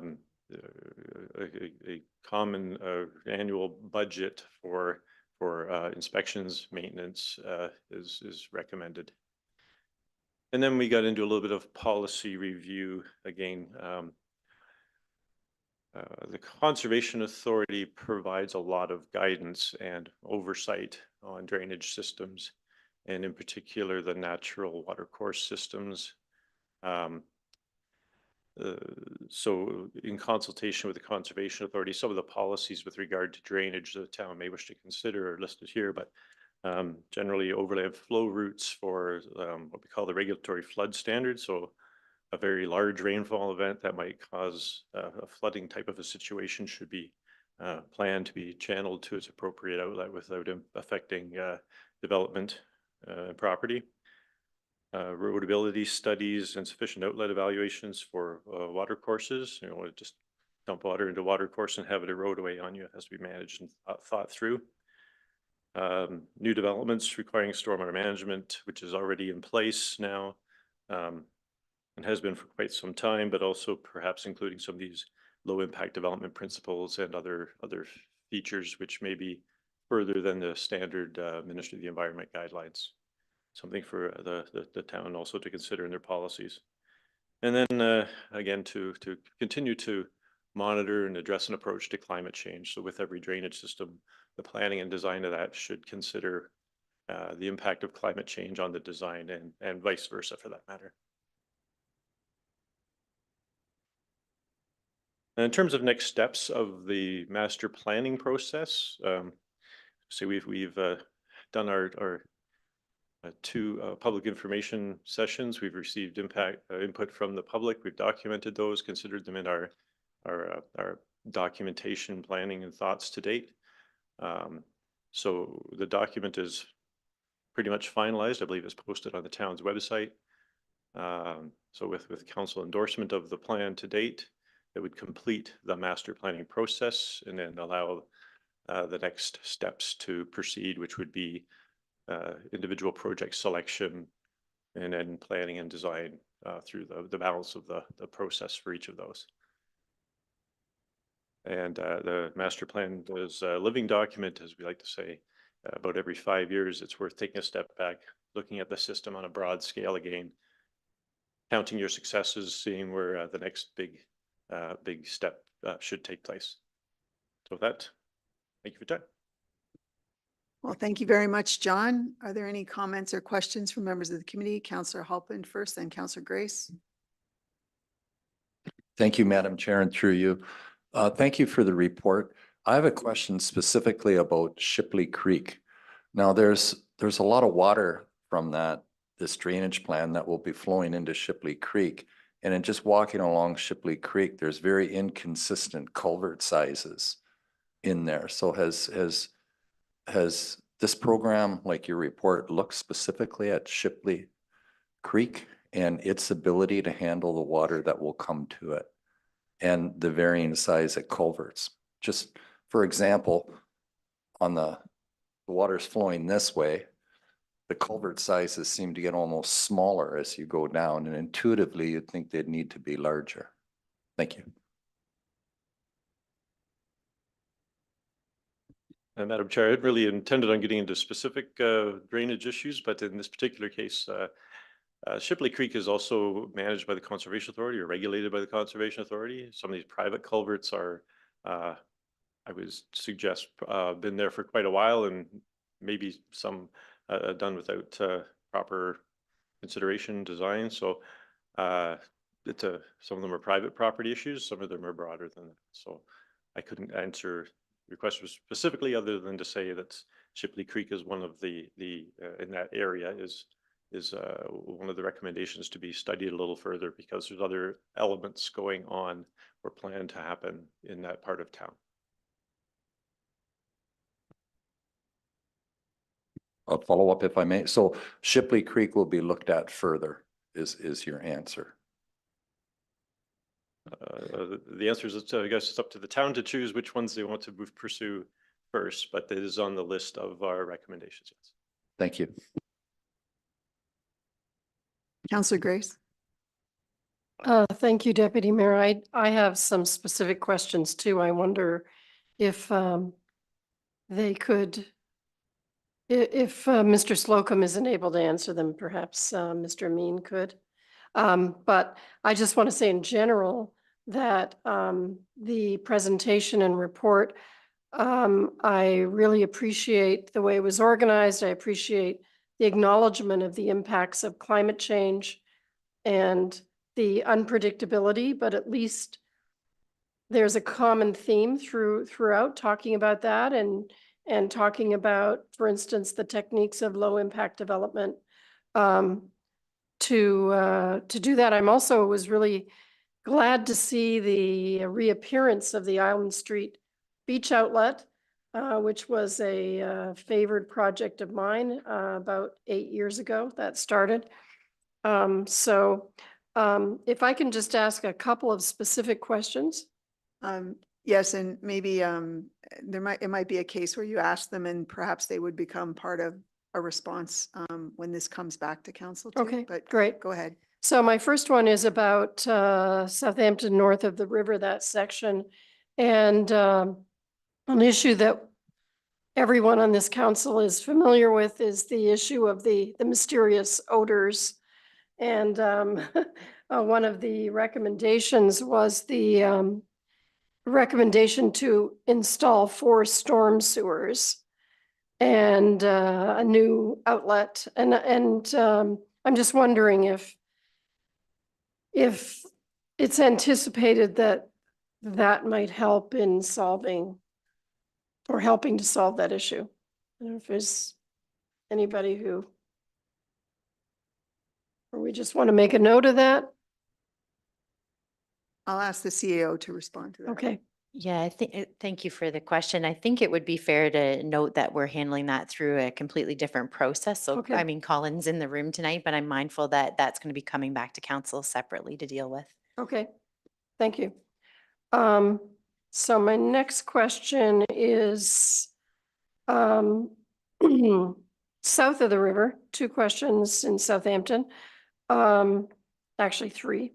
One is about the recommendation to put in a new infiltration pit and outlet at Peel Street. And Peel Streets, and one of the recommendations is to try to amalgamate reconstruction, road reconstruction projects with these kinds of infrastructure improvements. So since Peel Street's reconstruction is planned for this year, do you think that drainage improvement will also be part of that project?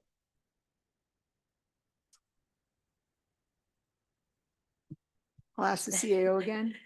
Thank you. Through you, Deputy Mayor, not my area of expertise. We don't have the director here with us tonight, but I think the general comment back from staff is that we're going to receive these recommendations from GM Blue Plan and then be aligning it with our capital plan and where it makes sense, be doing the necessary improvements at the same time. Seeing a couple nods from the engineers, so I think I got the answer right. Yes, that's the plan. So moving forward. Thank you, Okay, Deputy Mayor. I'm- Councillor Grace. 3 more points to make. One is about a similar thing, just a heads up on the Adelaide street reconstruction, which is in the 2025 business plan. I think it's anticipated. And there's a lot of attention paid in that and the recommendations, the intersection at Adelaide and Huron Street South. And as I mentioned, just wanted to make sure staff is aware of the fact that it talks about an EA process at the Island Street and Bay Street outlets. There was an EA process, there was an environmental assessment done, part of it, in maybe 2016 or 2017, got partway completed and stopped. But just a heads up for staff that go back and take a look at that work perhaps, because that was funded by a grant from RBC. And also I think the provincial government gave us $6,000 and there was some town funding, I believe, as well. And my last question is just about the Port Elgin Beach and talking about Port Elgin Main Beach flooding and reviewing drainage issues. And I'm wondering about how much of this assessment is dependent on the future of the CCV build. I'll ask the CAO to respond. Yeah, thank you for the question. So as we know, we've got the process moving forward with CCV, but we also have sort of a parallel process the town is just gently lagging on, which is to look at the engineering and underground servicing related to Harbor Street and some of those areas in and around there. So again, similar to my last answer, we'll take the recommendations from this study and that will factor into the work that Rural and his team are doing around that project on the main beach. Thank you, Councillor Grace. I know the Vice Deputy Mayor would like to say something, then Councillor Mayette, and then I have Councillor Stack. Yeah, thank you, Deputy Mayor, and to Mr. Slocum, thank you for your report. And I think it's a great report. And you go back to 2019, the Master Drainage Plan. This builds on that, and I think you've really captured the needs in our community quite well. And I know the people in Cutter Road are going to be pleased to see it's a high priority, $100,000 for the storm sewer. I think it's actually less significant new outlet, I think. Let me look at my storm sewer. I think there's some work there as a high priority, and Hilly Lane is going to get a fix once and for all. Is a high priority, and so that to me can't happen quick enough for those two particular areas. I know it has to fit into our business plan and long-term funding and so on and so forth, but those are two good ones. And I was really pleased. Councillor Grace and I did attend a meeting with residents on Huron Street this past summer, and there's some significant flooding that happens there, particularly in the spring from the runoff from Bay Street, and that you've captured well again on Island Street and Bay Street. And I guess the question I have about that one in particular, it's $1.5 to $3 million in this design and assessment, and again high priority, which is a good news story. The question I have is maybe it's the CAO or the engineer, but is that development related? Will that be dependent on development, or is that something that we're seeing as a fix that needs to happen that we'll be putting into our long-term capital plan? Is it development related? Can someone just comment on that? The CAO will comment. Oh, Rahul is going to comment. Sorry. Yeah, thank you, Madam Deputy Mayor, and through you to Councillor. Actually, this area is under, I believe, under outlet 14. So if you have a look on the recommendation, the recommendation is to start a comprehensive EA for Island Street, Bay Street, and Huron Street South, which is the outlet 12, 13, 13B, and 14. So I also understand that this we are receiving lots of drainage complaints from this area. So our plan to include this EA, comprehensive EA, as soon as we can, based on the approval from council, and then that will actually give us some direction on the next steps or very specific project that we need to implement to improve the drainage condition in this area. So those outlets are actually connected to each other.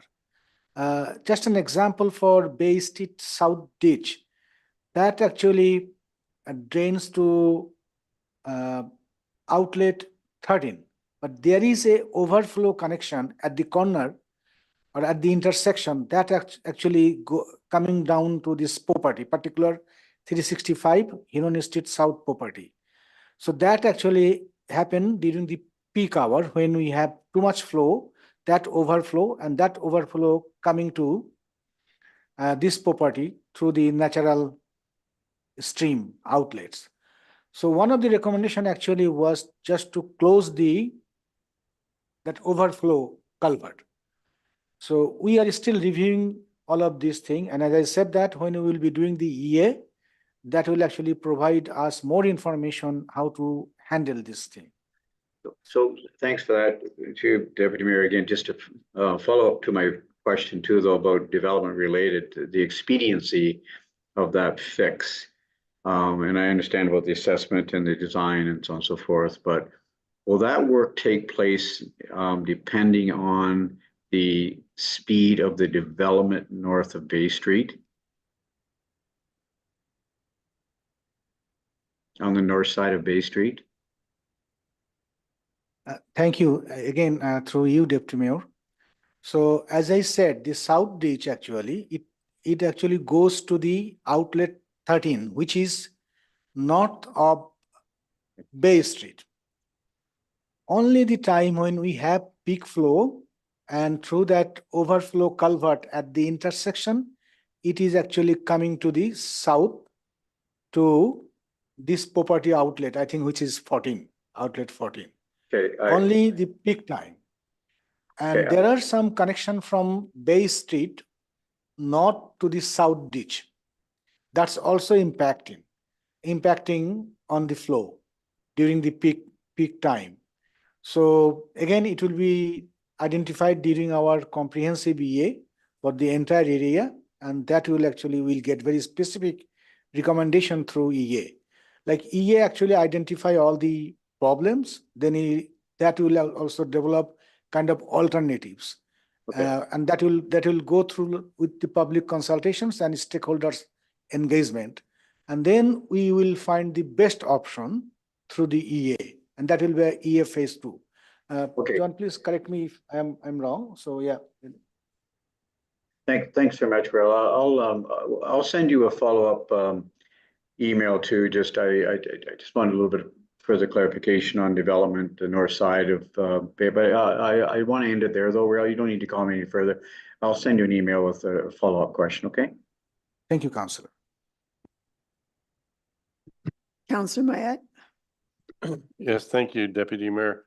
My question is about the process, because that's really what we're talking about here today. During the EA process, I referred a number of people to make submissions with their drainage issues that I was aware of, or people that approached me. I'm wondering, did you get a lot of input from people, and were there any things that came out of that public input that surprised you or brought issues to your attention that maybe you didn't know about before? Was it worthwhile getting the public input? Through you, Madam Chair. So it's always worthwhile to get public input.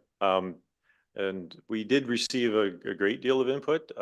Again, we did our first public engagement process in probably 2020, I guess it was, virtually. Through that, we received a lot of email, primarily, responses, and incorporated. We receive these, we read them all, we see if we've already have it addressed or not in various forums, and if not, when we help to find answers. So there are a lot of things that come up through the public process. They know their properties way a lot better than we do, and so some things arise, and I said, yeah, I didn't know that existed. The staff didn't know that that was a problem. So that's the purpose of the public engagement. We had another follow-up more recently, and we received significantly more feedback again through that process. We've had some very enthusiastic and very helpful responses in a lot of ways. Councillor Stack. Thank you. I don't think my questions are quite as detailed as Councillor Grace, but I just had a question, and it may just be something we can discuss offline. It's more of a curiosity. I passed the Southampton landing on 21 and McNabb. That drainage pond is, I think, what it is. So I had two questions.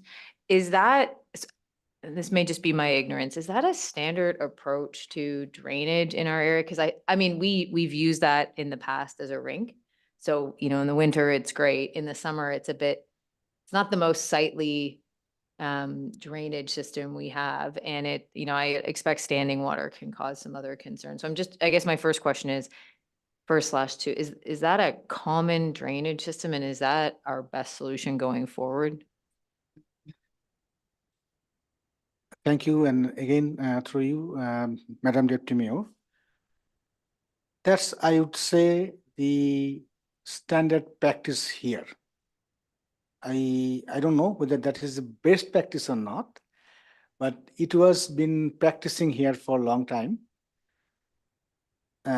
From this year, actually, we made some revisions on that program. Actually, instead of drainage pit, we actually have now annual drainage improvement program, just to explore some other options, other better options, that if we can address those kind of local ponding issue or standing water issue. So that's already we are working on.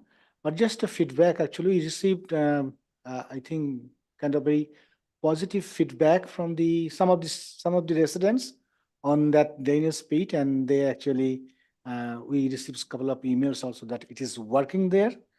But we can look back again if something that we need to improve, and we can look back again. Yeah, I mean, I don't want it to be a make work. I'm just more curious. Like I'm from Ottawa originally, and I can tell you, before I moved to Port Elgin, I had never seen these giant ponds for drainage.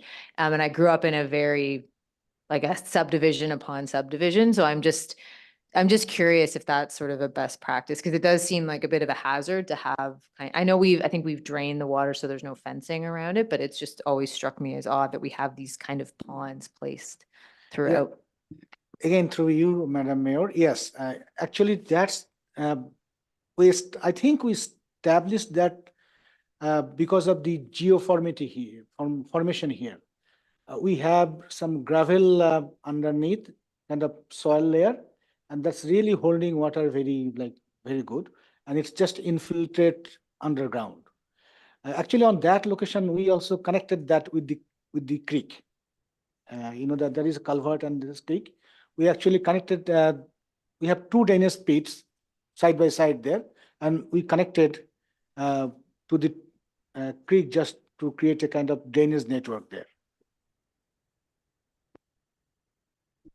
Thank you, Raul. Councillor Davinsky.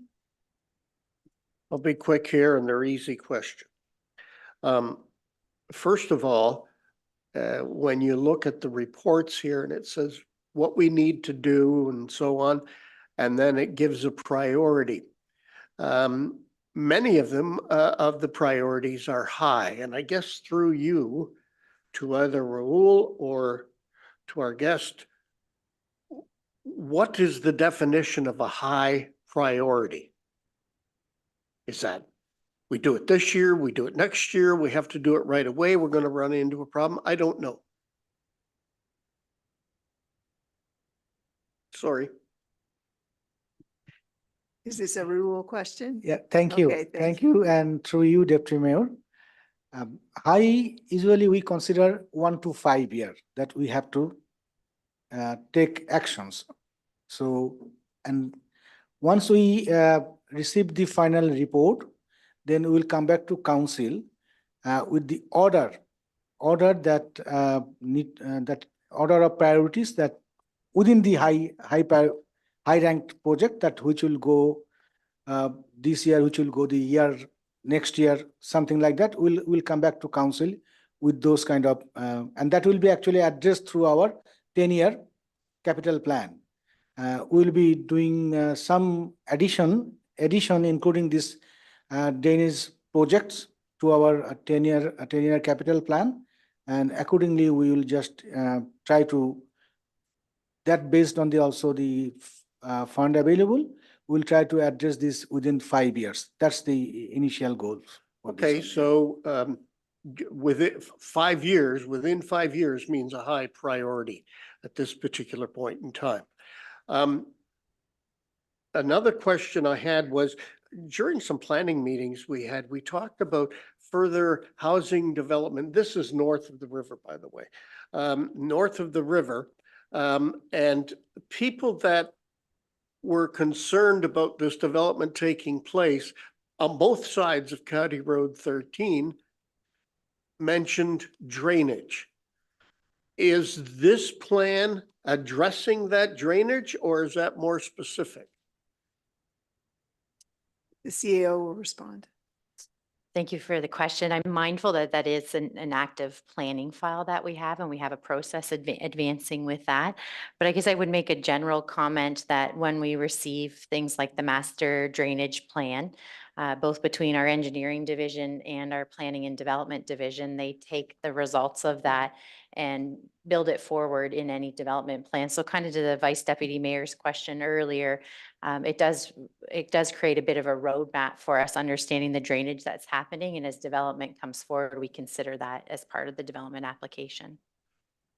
Okay, final question, and I would say through you to the CAO. Do we have a page, like we mentioned, this is going to be on the town website. Do we have a page on the website that says what's new and has the latest things that we have talked about? Not a lot of people are going to jump to the website to say master drainage plan, but they might look at it if it was in a what's new page that then could link them to the plan. I think it is. If you go to the website, the homepage, like all the new stuff is right there. Okay, So- I don't, because I do write it in and I just go right to it. Well, good place to start is on the homepage, and generally speaking, all the new reports are right there. Is that fair? Sure. Thank you, Deputy Mayor. Again, haven't Googled it myself to see what the answer is, but I think the other piece I would offer is that Jill Root and her team in communications are working this year on an engagement platform that's linked to our website, which is going to have all these major projects up there so people can find out more information. So yes, I would offer, between the advertising we've done that's gotten the community involved and what's available on the website, people are finding the information. We heard there's been some good interaction from the public on this project. Thank you. Any other comments or questions? I think it's fair to say that citizen engagement was mentioned a number of times, and sometimes the best sources of information come from people who've lived in an area for a good long time. So I appreciate very much that you received that feedback and also took it into account. The recommendation before us is that the master drainage plan report be received for information. All those in favor? It's carried. The next one is also Manager of Engineering report. It's concerning the SVCA erosion inspection and maintenance release agreements, and I'll ask Raul to present.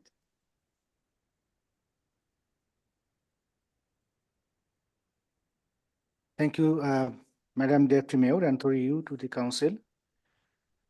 So the recommendation for this report are that council authorize the chief administrative officer to enter into release agreements with the Saugeen Valley Conservation Authority for category 2 non-mandated programs or services for the Port Elgin Erosion Control Project and the Southampton Erosion Control Project, and that Council authorized the Chief Administrative Officer to enter into a transfer agreement to transfer easements for the Saugeen Valley from the Saugeen Valley Conservation Authority to Saugeen Source for the Southampton Erosion Control Project. The Saugeen Valley Conservation Authority, or SVCA, has been providing inspection and maintenance services to 3 locations within the town of Saugeen Shores jurisdiction. It was under an agreement that expired on December 31st, 2023. This report to provide some background information and recommendations for next steps. Under the Ontario Regulations 687/21 and Section 21.1.2, the Conservation Authorities Act, SBCA actually provides services to us or partner municipalities in 3 categories. Category 1, which is actually mandatory, and it was according to the regulations, like managing the natural creek, doing the inspection on the hazardous lands and those kind of things. So that's their mandatory services that they provide to us. The category 2, which is not actually mandatory, is kind of like optional for them, and also option for us, whether we can go with them or we can actually release them for this kind of services. That is the maintenance and inspection on erosion control infrastructure. And category 3, there's some kind of some specialized or very specific services. So under this category 2, actually SVCA, they used to provide us these services, maintenance and inspections, to 3 locations. One is Port Elgin Erosion Control Project, which is 2 lookouts at Port Elgin main beach. All the scaffolding or the erosion protection we have around those 2 locations or 2 lookouts. Those infrastructure, and in Southampton, actually under the bridge, we have some riprap around 200 meter. That's the second location. And we also have 3rd location right east of this under the bridge locations that called Rainer Erosion Control Project. I have some pictures and also the location of those locations. So usually under this maintenance activities, they used to do repairs of storm drainage outlets pipe. We have outlets through this riprap area under the bridge. I think we have around 3 or 4 outlets. And also they used to do tree removals and vegetation control or cleaning. And under the inspection, they used to do annual inspections and a kind of report, and also 1 inspection in a 5-year term. That means by a professional engineers. So we are actually recommending not to sign another 5-year term agreement with them because we have our internal capacity. I already coordinated with our Parks and Recreation divisions. They can do the annual inspections and sorry, not an inspections, annual maintenance. And our technologists, they can do the annual inspections. And particularly we need a kind of awesome inspections under the bridge riprap locations. We can that cover from our annual bridge inspections. That's actually is a part of the bridge infrastructure. So in that way, if we don't sign another new agreement with them, we can actually save around $30,000 over next 5 years. That's actually what we are recommending. And as I said that, among this $33,000, it's 10,500 for Port Elgin locations and 22,500 for that bridge locations under the Southampton Bridge or Big Nigan Bridge. I am trying to pronounce correctly here. So that one. So having said that, if you just have a look on the financial impact section, I had some conversation with the SBCA people, and I understand that they already included the Southampton location in their budget plan for 2024, and they proposed that budget to us. I also checked with our finance department. We haven't paid that. So there is if we already paid them, so maybe we need to, if council approve this report, then we may need to submit kind of a refund request. But Dan is working on that, and just to make sure that we haven't paid any. And actually, what they did actually in their budget preparation or submission, they considered this Southampton location as a special project. And according to their budget planning, we will be paying all for sure, but it will be split as like 60-40 in between our regular contribution to them, and they will actually invoice us for the next 40% under the special kind of invoice. So that's that's my understanding, and Dan is actually working for the clarification on this thing. So yeah, that's all for me. Thank you, Raul.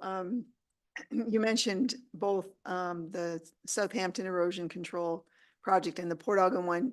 You missed your comment in your report about the Rainier erosion control project not really fitting into this because of SVCA having registered easements. So just to make sure we get the third one taken care of too, you seem to be recommending that it's covered. Thank you, Ms. Madam Deputy Mayor. Yes, Rainier erosion control, they actually considered that as a category 1 because they own that location. They have the title for this location, and this is kind of a mandatory service for them. It will be covered. Yes. Thank you. Any comments or questions? Councillor Mayette first. Go ahead. Yes, thank you, Madam Chair. So Bud and I, Councillor Halpin and I are members of the Saugeen Valley Conservation Authority Board, and we spent quite a bit of time this past year going through hundreds and hundreds of these sites throughout the whole watershed. And some of them are passive, such as the erosion control projects. Some of them are more active. Some of them have pumps.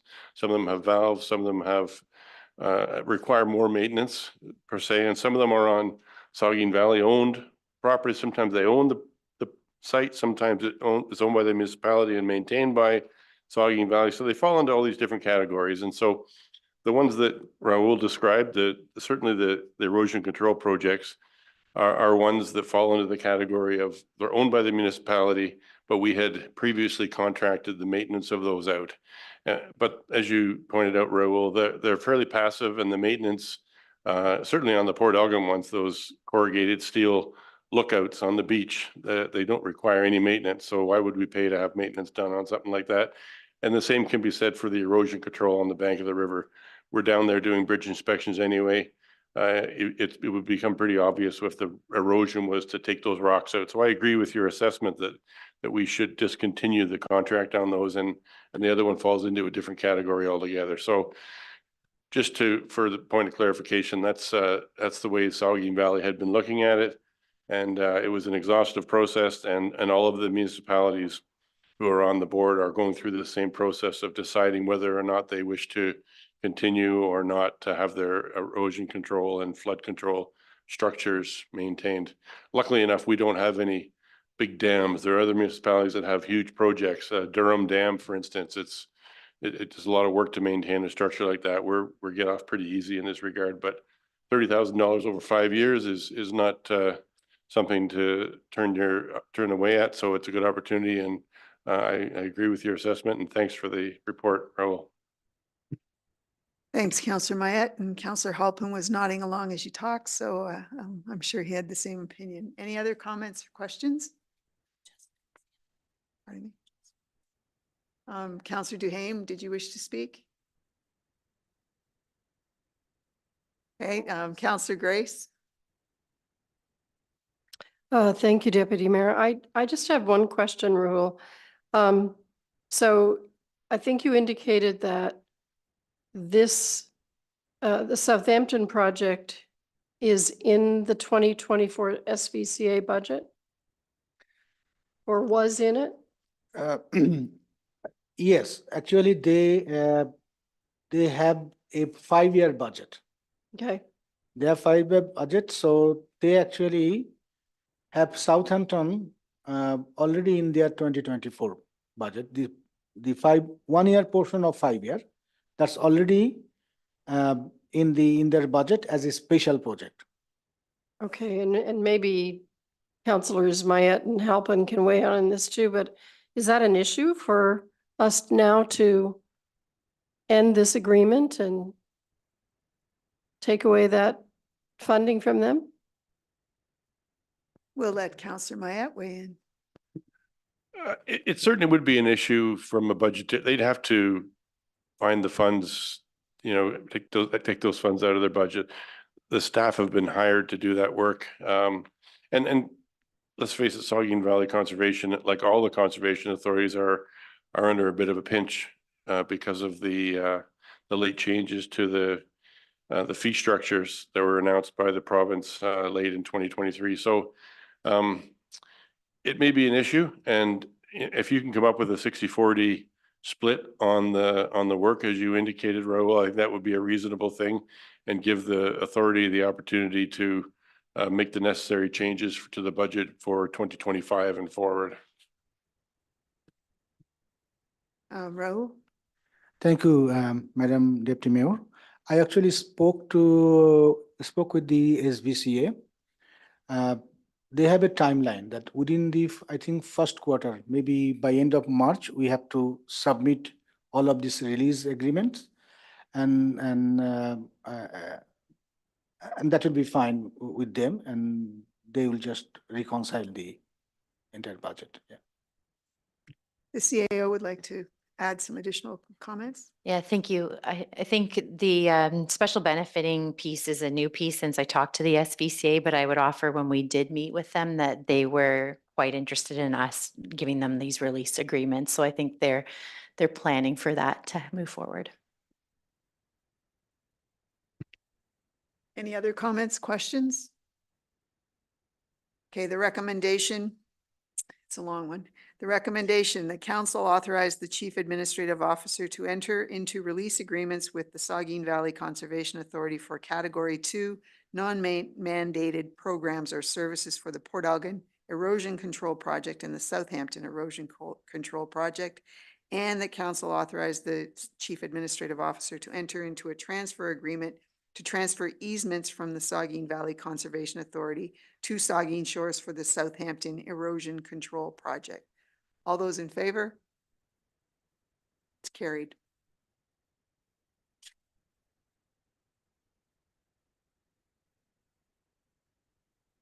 Well, I see that report of municipal councillors is next on the agenda. Often we do the communications first, but I'll go around the table first. Councillor Mayette.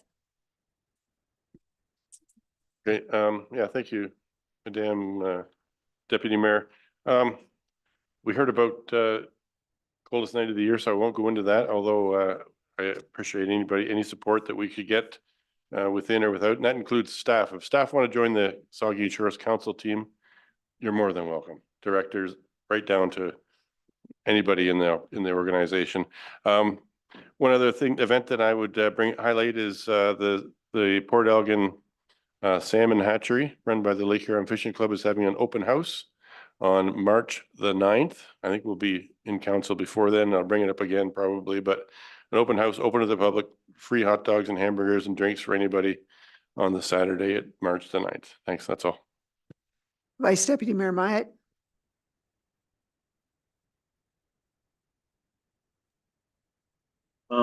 Thank you, Deputy Mayor. Is this, are we into communications or for the good of council? No, I read report of municipal councilors as us talking, but apparently normally it shows up as new business. So I just, I'm going to let it happen now. So we're not into communications yet. Okay, I've nothing this evening, Deputy Mayor. Thank you for your indulgence. Councillor Davinsky. This Friday, 8:30 at the Plex, the Saugeen Shores Winterhawks will be playing the Creemore Coyotes. We have a solid 2-0 lead in this best of 7 quarterfinal series. And what better way to start off Family Day weekend than to see the Winterhawks win their 3rd game in a row over Creemore. Thank you. Thank you. Councillor Duhaime. Deputy Mayor, I have no new business. Thanks. Councillor Grace. I have nothing tonight, Deputy Mayor. Councillor Halpin. Thank you, Madam Chair. I'd just like to remind everyone that it's a great time of year to purchase your membership for the Saugeen Rail Trail Association. A lot of people weren't aware that you can buy memberships, but I think it's a great idea for even a Valentine's gift or anything. And just encourage people to click on the Saugeen Rail Trail Association, look up memberships and buy a membership to support our Rail Trail Association. I don't know if you're laughing about the Valentine's, not a good idea. Okay. It's a new twist, put it that way. Oh, a very good question. Memberships are only, I believe, $20, but many people use it as a donation. And my wife and I are paying $100 for our memberships because we just really appreciate the work that the Rail Trail does and we use it constantly. So thank you. Thanks for encouragement to go a little different direction with Valentine's Day. Councillor Stack. Thank you. Although I do recommend maybe paying more than $20 if it's a Valentine's gift, just a marital and relationship advice. The only other thing I would note is, you know, we talk about the Winterhawks a lot. I've never been super clear on the level of play, but I've just realized my contractor is a bit of a celebrity, so he's one of the goalies. So shout out to Eric Pychef for being one of the goalies of the Winterhawks. I didn't know I was working with a celebrity all this time. Thank you. I've been pretty low key for the last 2 weeks, so I'll just say nothing further at this time. And now normally is when we get to adjourn, but however, we still have some business here. 8.4 has communications. There are 11 on the list there. Would anybody wish to speak to any specific item there? Vice Deputy Mayor Myatt. Yeah, thank you, Deputy Mayor. And I just, I'm going to draw attention to 8.47. That's the Enbridge Gas, Ontario Energy Board's decision on phase 1 of the Enbridge Gas rebasing application letter. And I think what, Enbridge is asking council to do is to support, the cause in terms of perhaps going to the extent of approaching the provincial government to see about helping to offset that $4,000 cost that those residents in our community who are less affluent purchasing a home are going to be faced with that new cost in 2024. And as we all know, gas is still the, one of the most efficient forms of energy when it comes to heating. And I think if this report's 139 pages. I didn't go through every line in the report through the Ontario Energy Board, but the decision that's been made by the Ontario Energy Board has got some real serious implications when it comes to the cost of housing in our community. Again, particularly for those who are less affluent. And used to be, and I read in the report where, the Enbridge would have up to 40 years to repay that fee, and the Ontario Energy Board saying no, it's 0 now years to repay back that initial $4,000 cost, which can be borne by the home buyer. So I guess I read the letter, and I'm sympathetic towards the cause. I know there's some movement to phasing out eventually, gas energy in favor of electricity, and but it is still one of the cheapest forms of energy, and I think we need to support Enbridge. So I would like to see council support a motion for this council to send a letter off to the provincial government to state our interest in seeing the province support Enbridge with that $4,000 cost for home buyers, because I just think it's a big hit. And so I don't know if you've taken the time to look at it's a long report, the Ontario Energy Board decision on Enbridge gas application, but so that's my concern. And I had a good chat with Mayor Charbonneau about this, and he also, I know, feels the same way, that we should be approaching the provincial government to see if they can help offset that $4,000 cost. So I'd like to see a letter of that format go off to the provincial government asking for support to offset that cost to assist Enbridge with their application.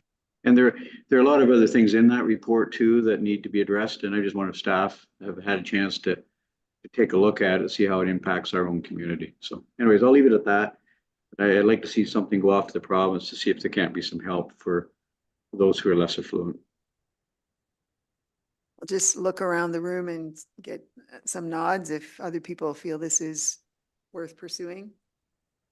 Council, did you want to speak, Councillor Grace? Well, I think it's a very important issue. It affects us. I mean, I know this isn't asking staff to do another report, but I do think it's a very important issue for many of our residents. So I don't know what we can do. I guess I'd need more information. I know there's a report, but also I'd like staff's perspective on it.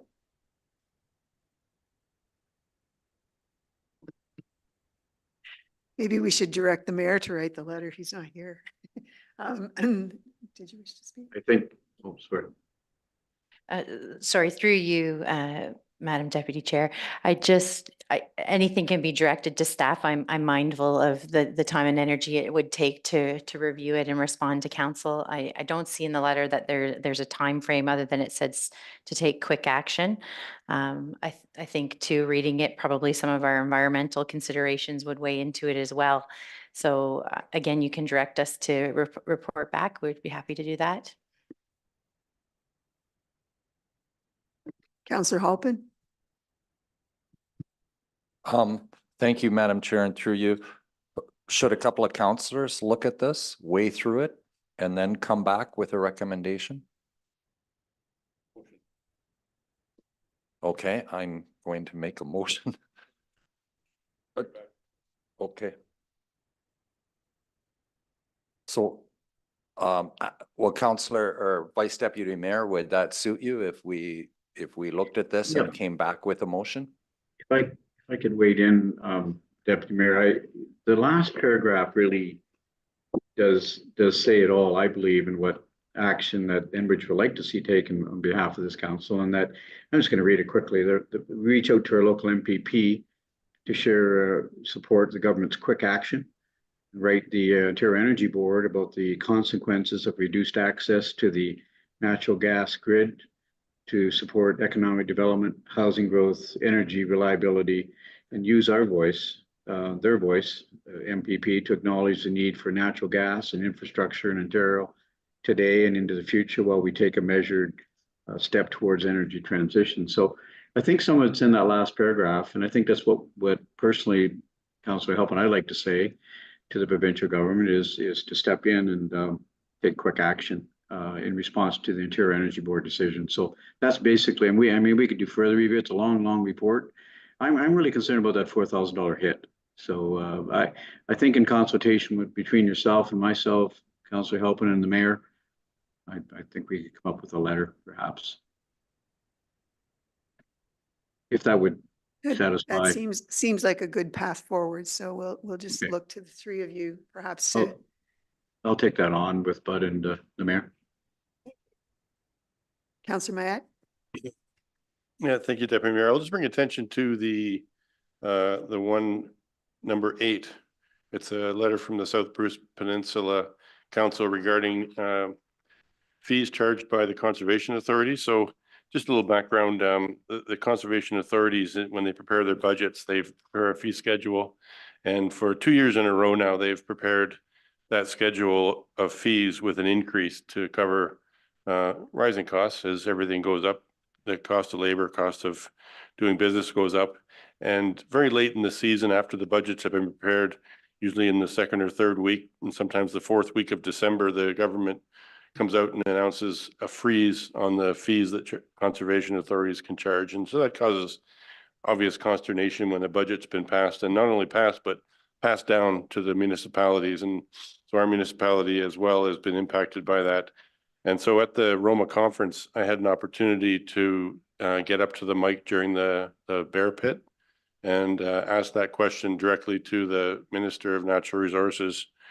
And he responded. The question I asked was basically in light of the 2 years in a row where they've done this at such a late date, whether when they considered putting a freeze on fees for 2025, would they do the service to the conservation authorities and give them ample notice that they can build that into their budget going forward? And he assured me at the mic that he would. And then as it turns out, immediately afterwards, I had a chance to have a conversation with him one-on-one.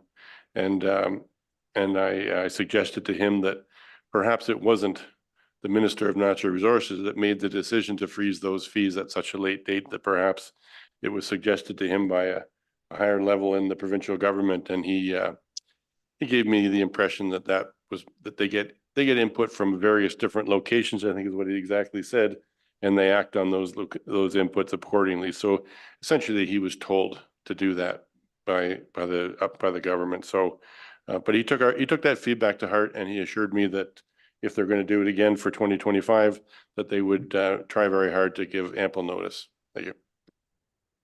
Thank you. I believe Councillor Duhaime wished to speak.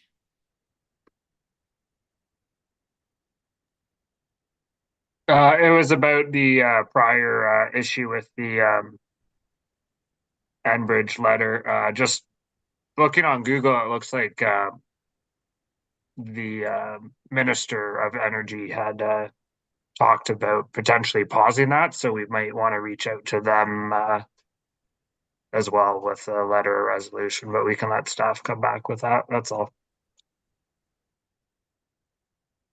Thank you. Councillor Grace? Thank you, Deputy Mayor. I'm wondering, I would appreciate any comment from the fire chief about number 9, which is the municipality of Wawa's resolution about the volunteer firefighters tax credit and their suggestion or their call to amend the Income Tax Act to increase the amount of tax credits for volunteer firefighters from $3,000 to $10,000. Do you have any comment on that, Ed? Through you, Deputy Mayor. Presently there's two tax credits for volunteer firefighters. One is $1,000 and one is $3,000. The $3,000 tax credit, you must attend 200 hours of approved training or calls. They're not looking at raising the number of hours that they would have to supply for the $10,000 credit. For Saugeen Shores, the impact is minimal. Our firefighters generally don't reach the 200 hours in either calls or training or together. We do have a couple, but not very many. So it is a very good thing to, let's say, entice firefighters to either join or stay joined into a department. But the long and the short of it is the smaller rural departments would struggle getting 200 hours of time. Thank you. So, I guess what is this something that it doesn't seem like this is something that would lend your department a tremendous amount of support, or our firefighters? Through um, we certainly support it. It's something that both at the federal level and the provincial level, the Canadian Association of Fire Chiefs and the Ontario Association of Fire Chiefs are lobbying hard for this. They think it's an important next step. The smaller, although it may not have an impact or a positive impact on our firefighters now, unfortunately, we will be increasing the number of calls we go to over time as our municipality grows.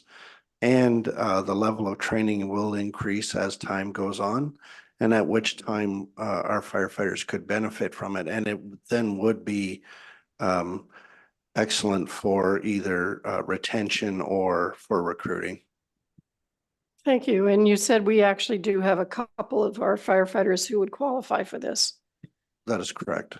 So based on that, I would like to, I'm not sure what the protocol is from Dawn, but could we have this resolution added to a future, maybe our next agenda? Or how do we do that? Thank you, through you, Deputy Mayor Hewer.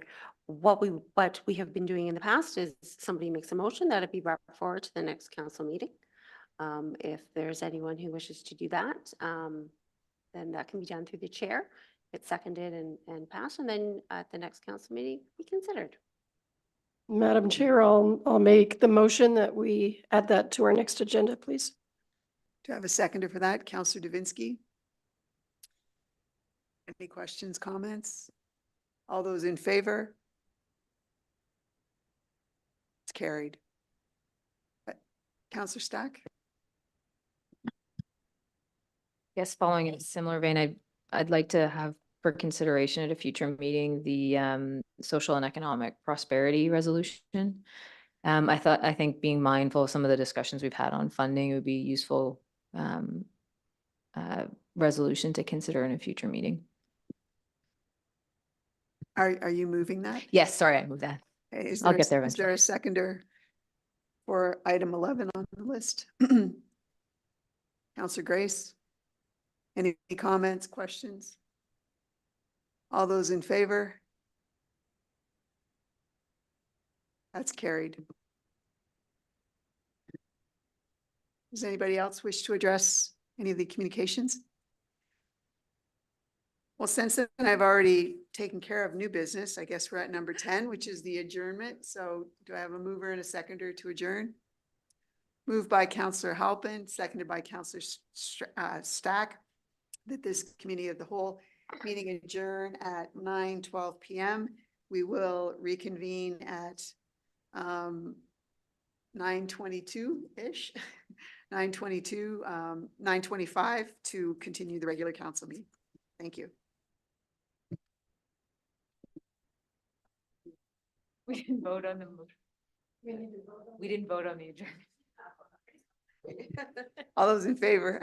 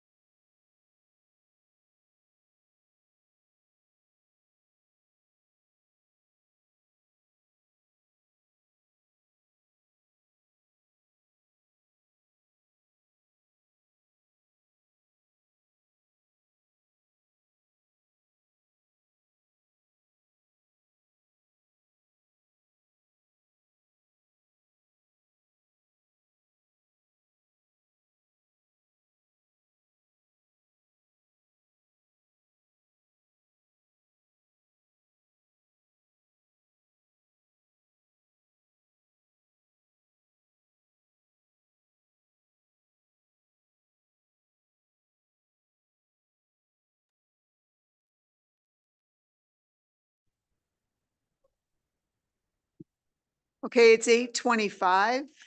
So I will call to order this regular council meeting of the town of Saugeen Shores on February the 12th, 2024. The first item of business on the agenda is a disclosure of pecuniary interest in the nature thereof. You can make that now or at any time during the meeting. Seeing none right now, we'll look to additions, deletions, and amendments. I don't believe there are any. No, ma'am. So number 4 is the adoption of the minutes. So the recommendation is that council adopt the minutes of the regular council meetings of January the 15th and January 29th, 2024, and note and file the minutes of the committee of the whole meeting of January 29th, 24 has presented. Can I have a mover and a seconder? Moved by Councillor Grace, seconded by Councillor Halpin. Is there any discussion? All those in favor? That's carried. We have no public meetings.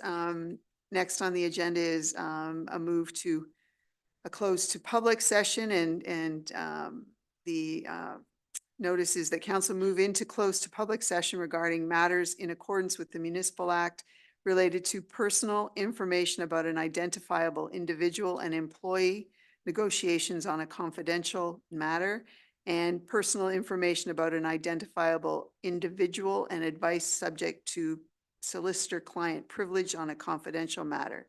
So the recommendation is that council move into a close to public session in accordance with the Municipal Act 2001, Section 239, number 2 as follows. Number B, personal matters about an identifiable individual, including municipal or local board employees, and D, labor relations or employee negotiations, and F, advice that is subject to solicitor-client privilege. Do I have a mover and a seconder? Moved by Councillor Davinsky, seconded by Councillor Halpin. So we will move into closed. Oh, sorry, all those in favor? Thank you, Councillor Grace. We will move into closed. We're moving to the committee room.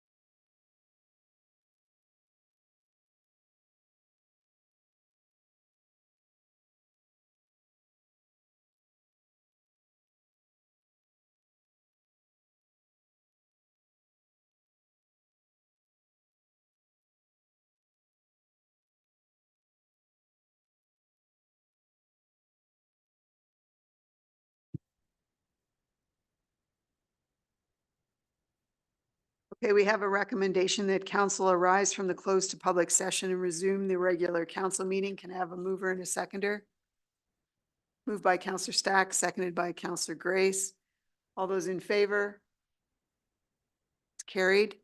The business arising from the close to public session is that council did receive information and provide direction related to personal information about an identifiable individual and employee, negotiations on a confidential matter, and personal information about an identifiable individual and advice subject to solicitor-client privilege on a confidential matter. We also approved minutes from the closed meetings of January 15th and, the closed meeting of January 29th, 2024. So that's the business arising from close to public. We have a number of reports from the committee of the whole meeting.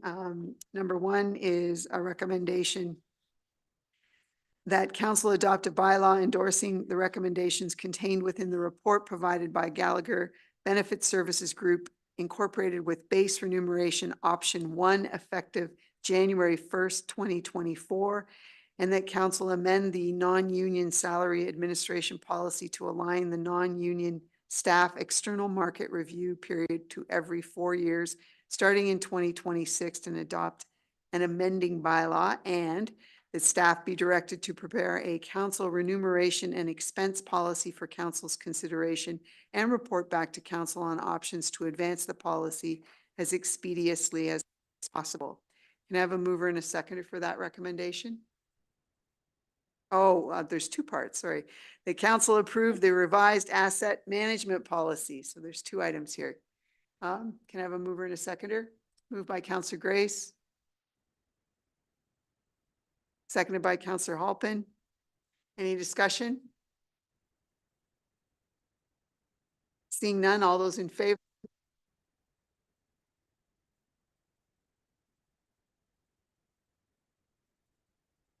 That's carried. Or all opposed? Sorry. Any abstentions? That carries. And we have a recommendation from the Committee of the Whole report that the Town of Mono's resolution be referred to the Saugeen Shores Police Services Board relative to road safety in Saugeen Shores. Can I have a mover and a seconder for that? Moved by Councillor Davinsky, seconded by Councillor Mayette, sorry. The hands are not high enough. Any discussion? All those in favor?